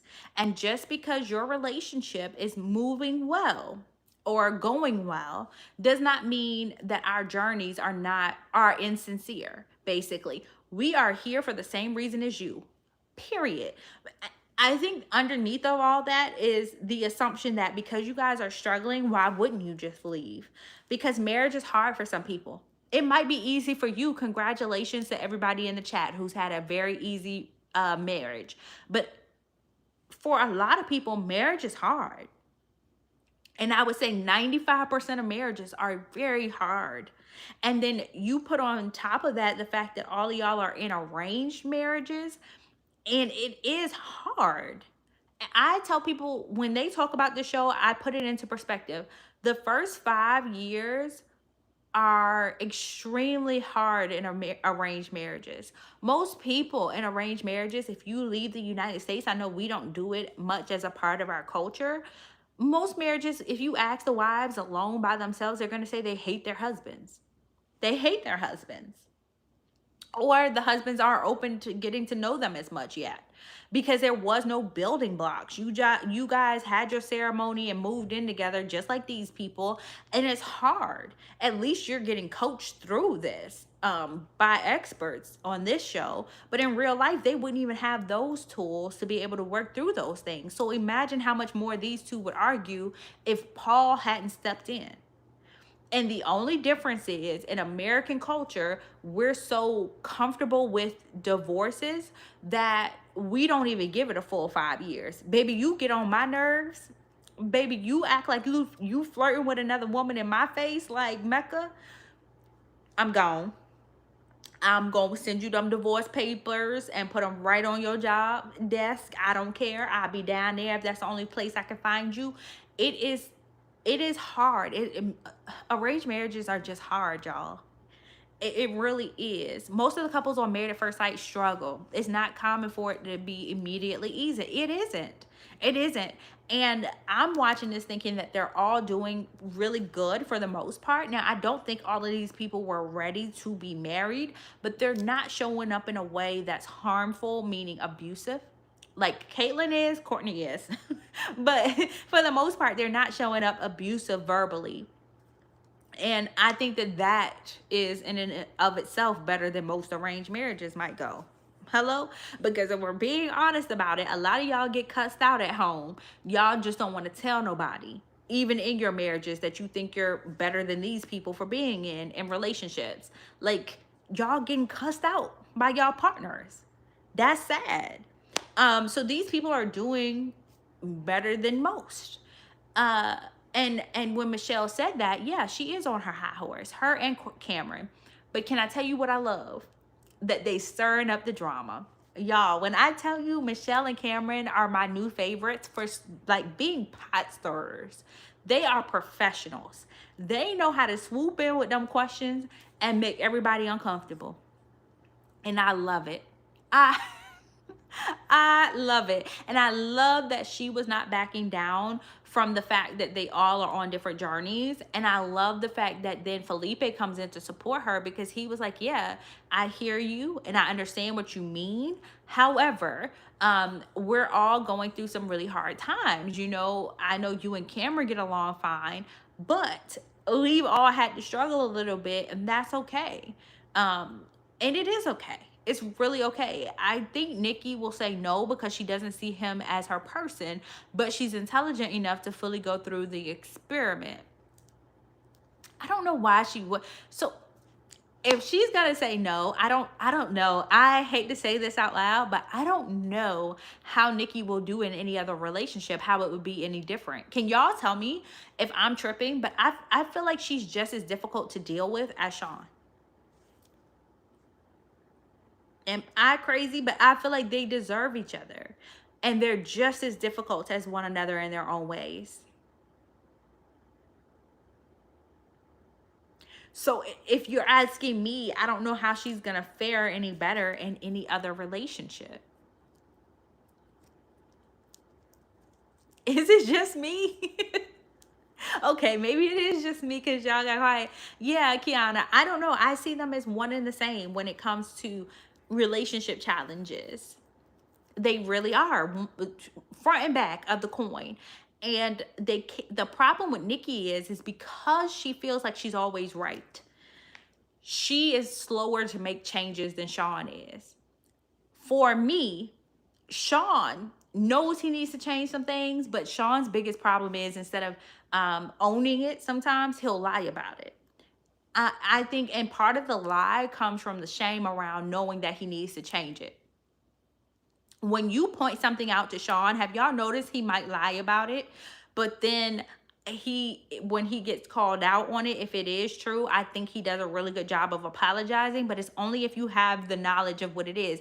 And I think that this is something that men do. They have this selective memory where they will lie sometimes because of the shame. They don't want to be seen as bad or a bad person, and they're uncomfortable with some of their own mishandlings of people.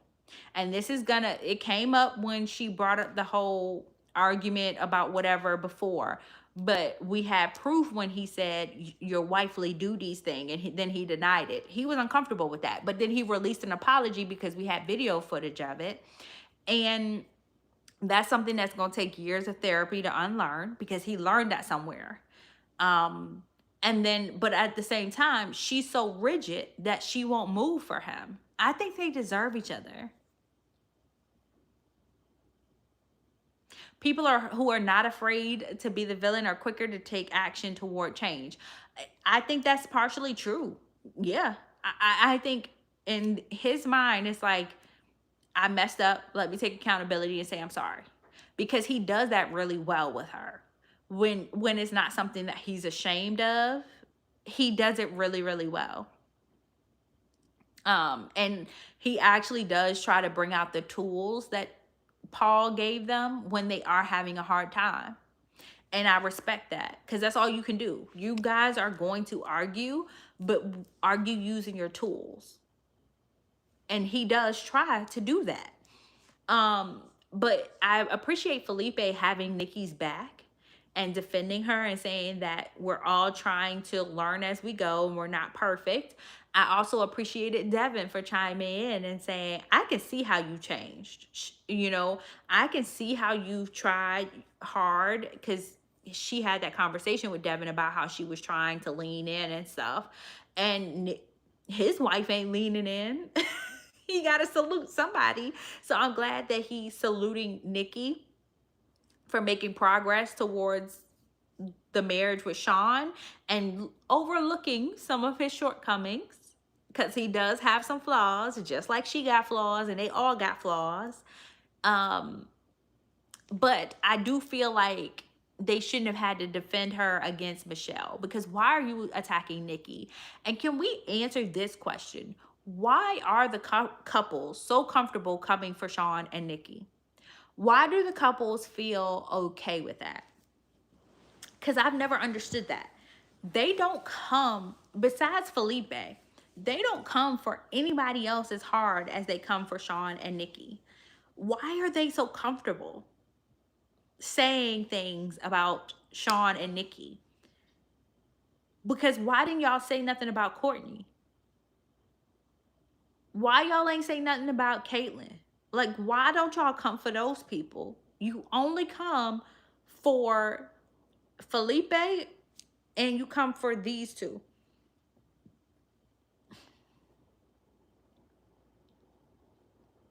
Have y'all noticed that?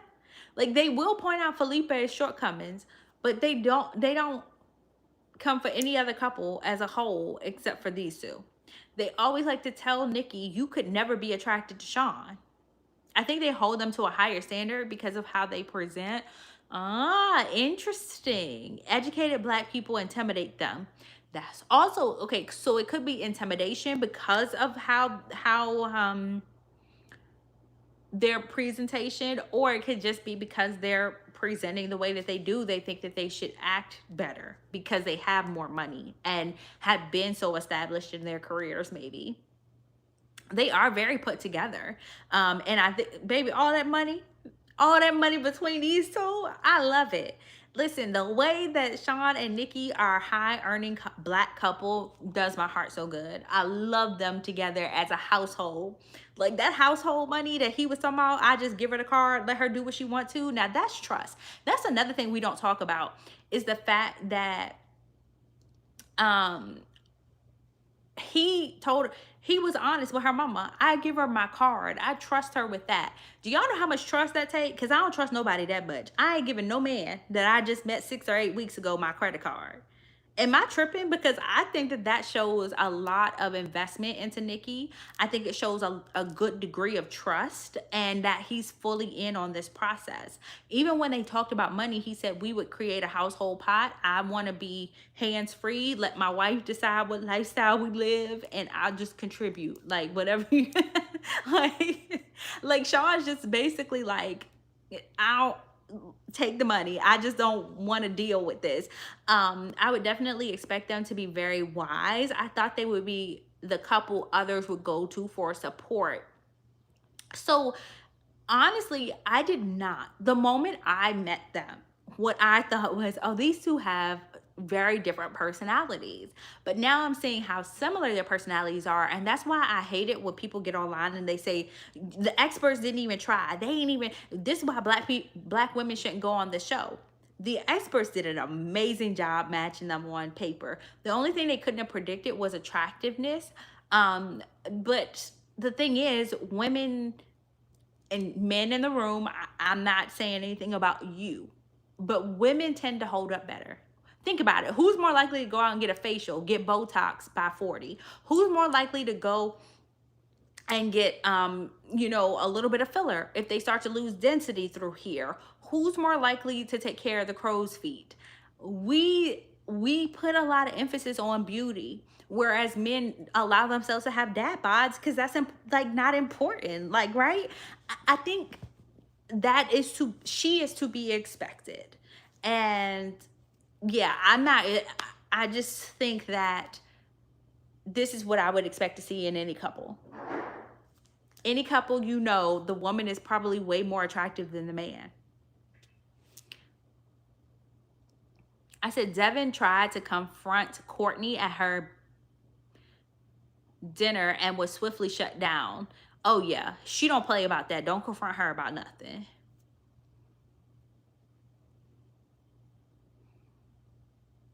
And yeah, right. And it's hard because I thought as women get older, I thought we become more comfortable with our bodies. I thought we would become more comfortable with our expressing ourselves. And I saw how pent up Nikki was. And I was like, girl, life ain't that serious. When you turn 45, life should not be this serious. If God keep me on this planet till I'm 47, y'all gonna start to see some real weird stuff going on. The closer I get to retirement, baby, you might not even recognize me. I might have a pink eyebrow and a green one. Lashes gonna be up to here. Life is not that serious when you keep having birthdays. You should start having some fun, and it shouldn't, like, in your young years, I get it. When you're older, have fun. Let your hair down, Nikki. I just have a hard time with how pent up she showed up. And I was just like, girl, you are so uncomfortable with everything, and so very particular about everything. But then I'm starting to see a lot of the women are, and we're doing it in the name of having standards. But I honestly believe that it's a testing state, a testing method for women. I honestly believe social media has become this gendered gaming war, or where women are almost competing for how particular can we be, and these men meet our standards. And if they aren't 100% where we want them to be, it doesn't matter. We just got to cut them off. And it's like, or you give him 6 months to figure out what you need and your preferences, and be kind and thoughtful in the meantime, and see where it goes. Like, because I am impressed by how much they've grown in just 8 weeks. So imagine what would happen in 8 months. If y'all have been able to figure out your communication this well in 8 weeks, imagine what happens at the 8-month mark.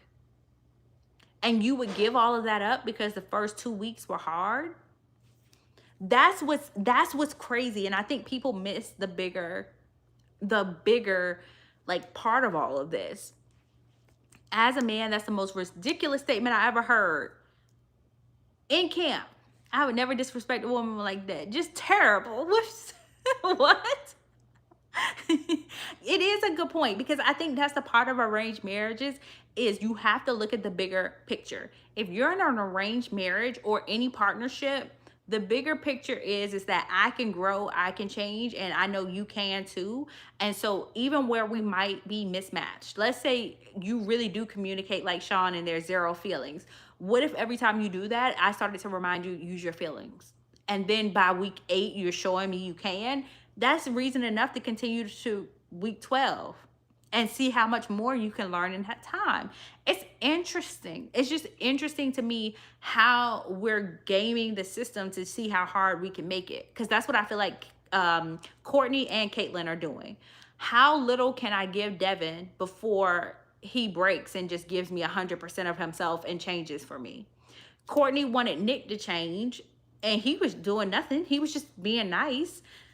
And I feel like there's a part of her that just wanted a man to just take whatever and just make it enough. But yeah, that dinner happened, and I just thought it was funny that she had to be the one to stand up for her and Shawn. Did I miss anybody? Because episode 17, Tori and Felipe didn't really get any screen time. I mean, they made up at the beginning of the episode, because Felipe said that he felt that she was trying to change him. After waking up off the couch, that's what his little bird brain told him. She was trying to change me, and I don't like that. When all she ever said was, can you be considerate of me? That's changing you? So at your core, Felipe, are you saying that you are not a considerate person, and that this is going to be hard for you to do, to consider your wife, because that is what I am hearing. If that is not what he meant, I apologize, but that's what I heard. This is going to be hard for me because you're asking me to consider you, and that's not what I do. Do you think Cam was upset with Michelle for spilling the beans about Mecca? Do you think Cam was upset with Michelle for spilling the beans about Mecca? No, I think he was more so embarrassed. If you've been in that situation, it's like we don't really have a filter. When it comes to our homegirls, we gonna say the quiet part out loud, right? We understand that if your man is trifling, that's what you need to know. Men sometimes, because they just are dumb, well, sorry, sometimes men act very selfishly and they're going to protect each other at all costs, and we don't believe in that. If somebody being trifling, tell, snitch, we don't care. And he didn't want any parts of it, because you actually heard him cover his mouth and go, loose lips sink ships. And he's thinking about protecting his friendship with Mecca over how Belle is going to feel finding out 6 months later, or however long since they filmed this, that he said that. Because he said it's going to air on national television. You might as well tell her. That man told us that he thought your boobs was too small and he wants you to get a boob job. Please tell me if my man ever say something like that. But for Felipe and Tori, okay, his excuse that women in the past have wanted to change him is also dumb. I'm sorry. I don't have another educated word for it, but I think it's just another form of him being inconsiderate of Tori's feelings. I did too, girl. We lied to ourselves. She ain't going nowhere. This man could have 3 whole families out there and she would still say, I don't know what it's going to take for her to leave. Hopefully she does on decision day, but I don't know. But for him to say, like, oh, I felt like you were trying to change me. I've had exes in the past, and giving her the sob story where they were embarrassed of me, and they should be, because you act like this. That's why they embarrassed. I would be embarrassed. I'm embarrassed watching, and I ain't even got nothing to do with this. So I can imagine that, yes, your exes were embarrassed, Felipe. And it is what it is. Because what do you mean you allow other women basically to give you their numbers at the restaurant all the time and you don't shut that down? What do you mean you're telling your wife you don't know if you want to be married to her, and that this is a really huge commitment? Did you not know that? Did you not know that marriage was a really huge commitment? And then what do you mean you're going to tell your wife, your friends, and the other couples that you might want to sleep with other women because you're going to miss that?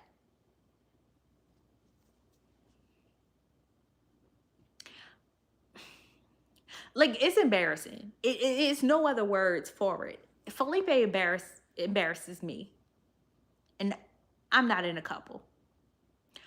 I feel like Tori has the same spirit that Belle has. They have this spirit of, I'm going to love him through it.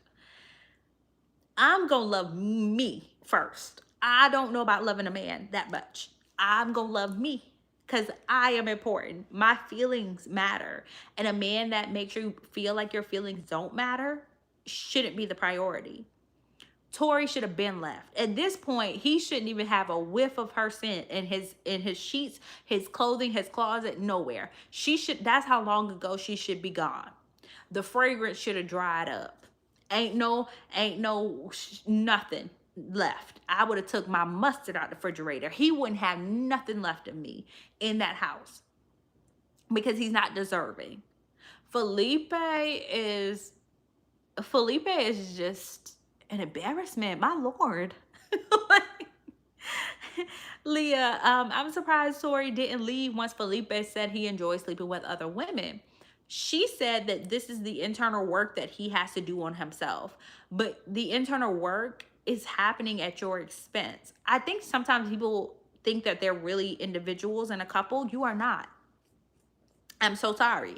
When your partner is trash, Like, that trash is all mixed into your family systems. Y'all understand that, right? So if your partner likes to cuss people out, guess who grows up hearing that? Your children. If your partner can't control his temper and he's flipping tables, guess who inherits that? Your children. Or they become so afraid of him that they never speak up for themselves.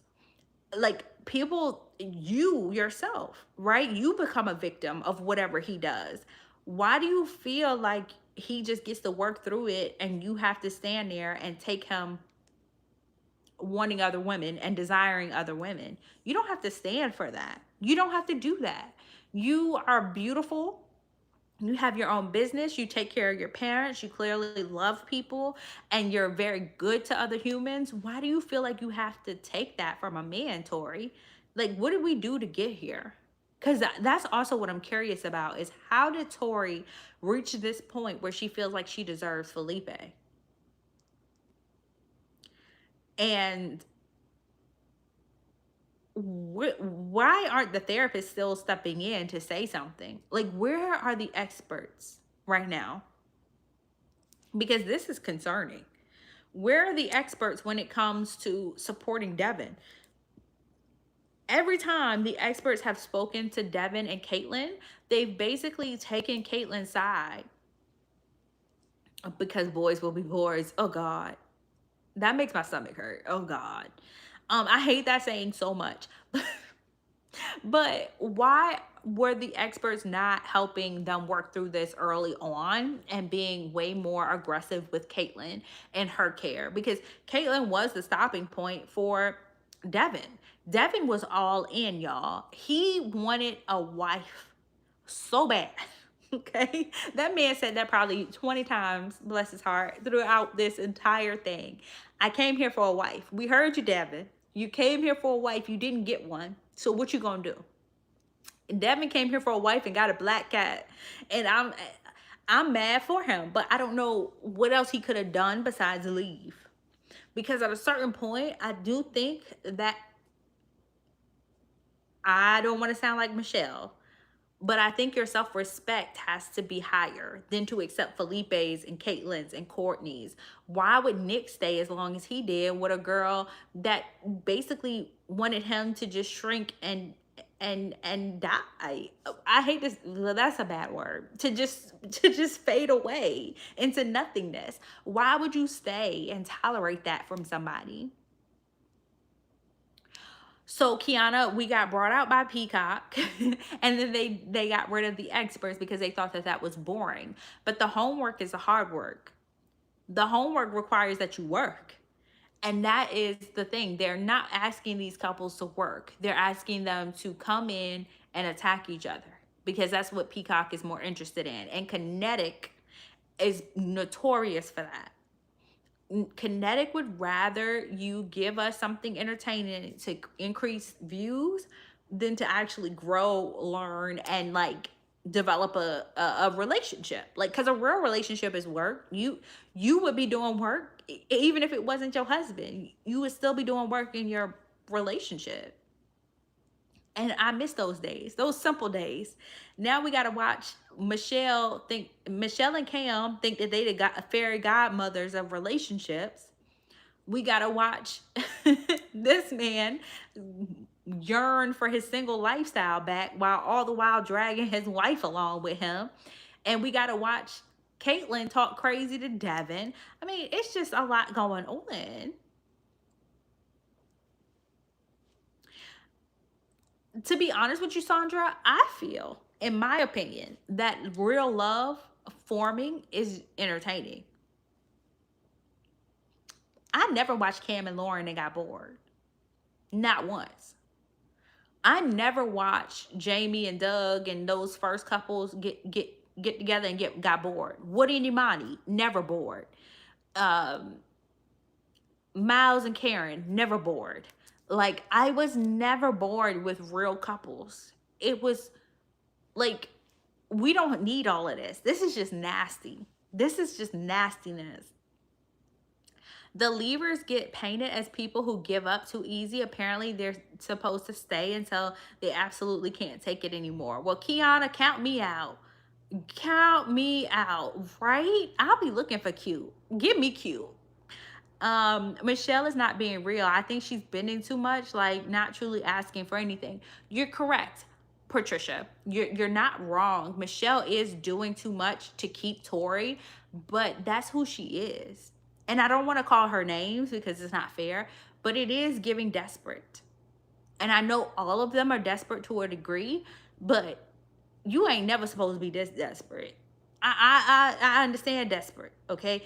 But I, I don't think you're supposed to be this desperate. I don't know where the marker ends, but this ain't normal. This level of desperate is crazy.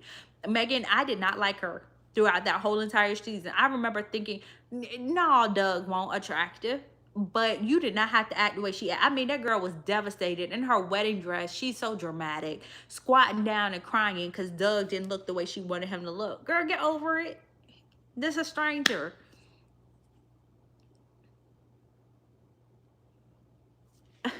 Michelle gives desperate. I think she's inappropriate. I don't know what she would look like if her match wasn't so cool, like easygoing, or if he was as superficial as Mecca, or just like this one. I don't know.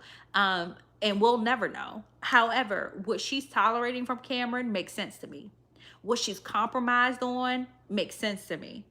I would do the same things in a relationship, and I think she's been fair to him and herself. And I think she's really giving this a shot. That's the difference. I think there's giving it a shot and just tolerating foolery. Your partner telling you to shut the F up, that is tolerating foolery to me.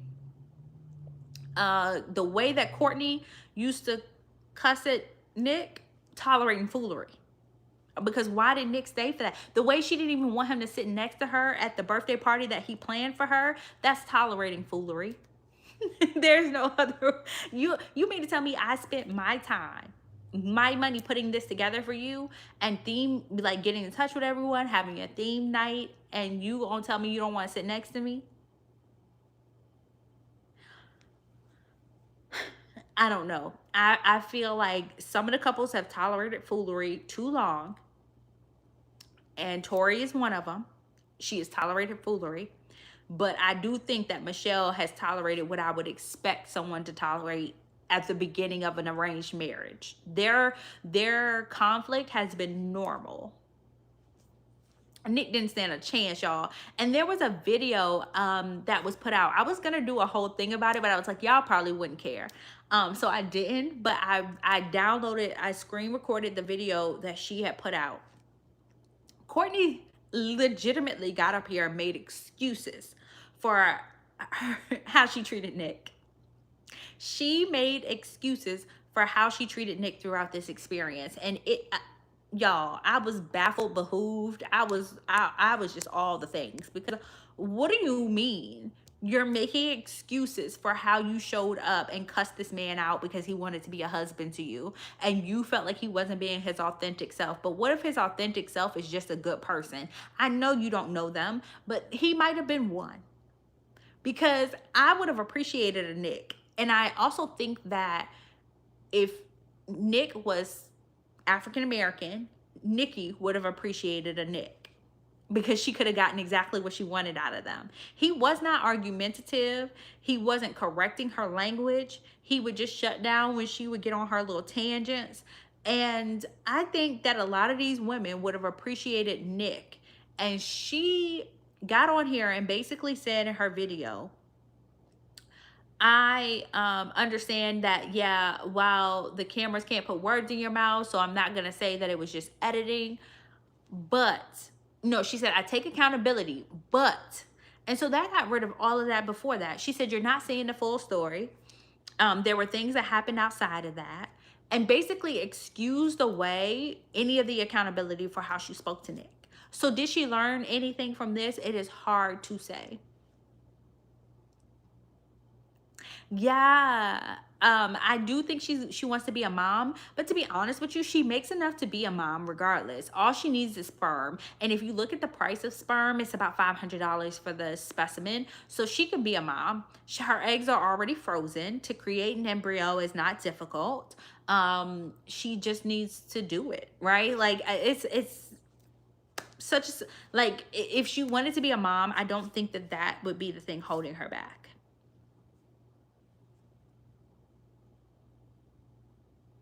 Yes, it's work for them, but I feel like she would act the same as the other girls if he wasn't a good guy. I wonder too, Kiana, but we'll never know because Cameron is a good guy, right? Like, would she hold herself to that same like respect level as she's trying to get Nikki and Belle to hold themselves to? Exactly. Nick understands that some arguments aren't worth winning, but also too when you watch him, like I've seen little clips of him because I was looking for what his personality was like when he first got on the show. He is the same way. He's the same way on Perfect Match. Like his personality is the exact same. I don't think he changes up. Um I think he stays the same.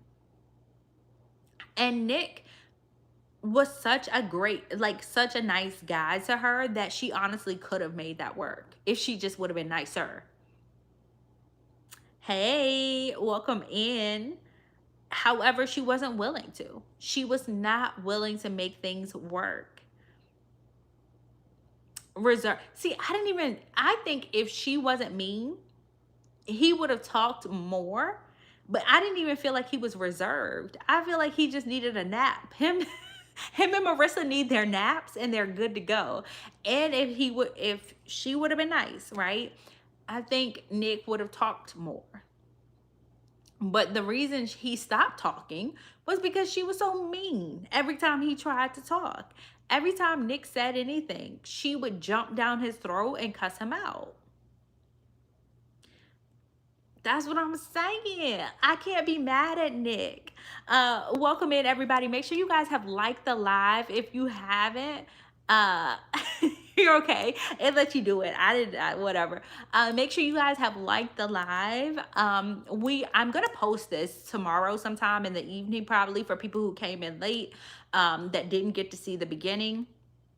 I always try to post the live so you guys can go back and watch it, put it on, go clean the house, drop back into it because it does help with the watch hours. Y'all, we got to get to this 4,000 goal. My goal is to hit that goal by the end of December. My recaps are also going up. So guys, I put one up today at 1. I'm going to put one up tomorrow at 12.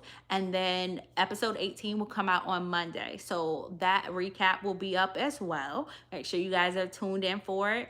And make sure you guys are subscribed because this is fun. I love talking to our community here, and it works for the people that came over from TikTok with me. It works just as well, in my opinion, as TikTok. I've not had too many issues over here, but let me know how you guys feel about the experience here. Of course, I'm always open to feedback. Want to know how you feel about using YouTube as a live spot. But yeah, until the end of the year, this is probably where we're going to be meeting. I'm doing the Love Island reunion episode. So we're going to go live and talk about Love Island August 31st at 11 p.m. because the show is about 2 hours long. So we're going to hop on at 11 p.m. sharp, and we're going to do our live here. Okay, so if you guys haven't already turned your notifications on for that live, it's posted. You can turn your notification on to get alerted when we get on. And then I'll see you guys back here tomorrow for another live. That'll be episode 18. See you guys.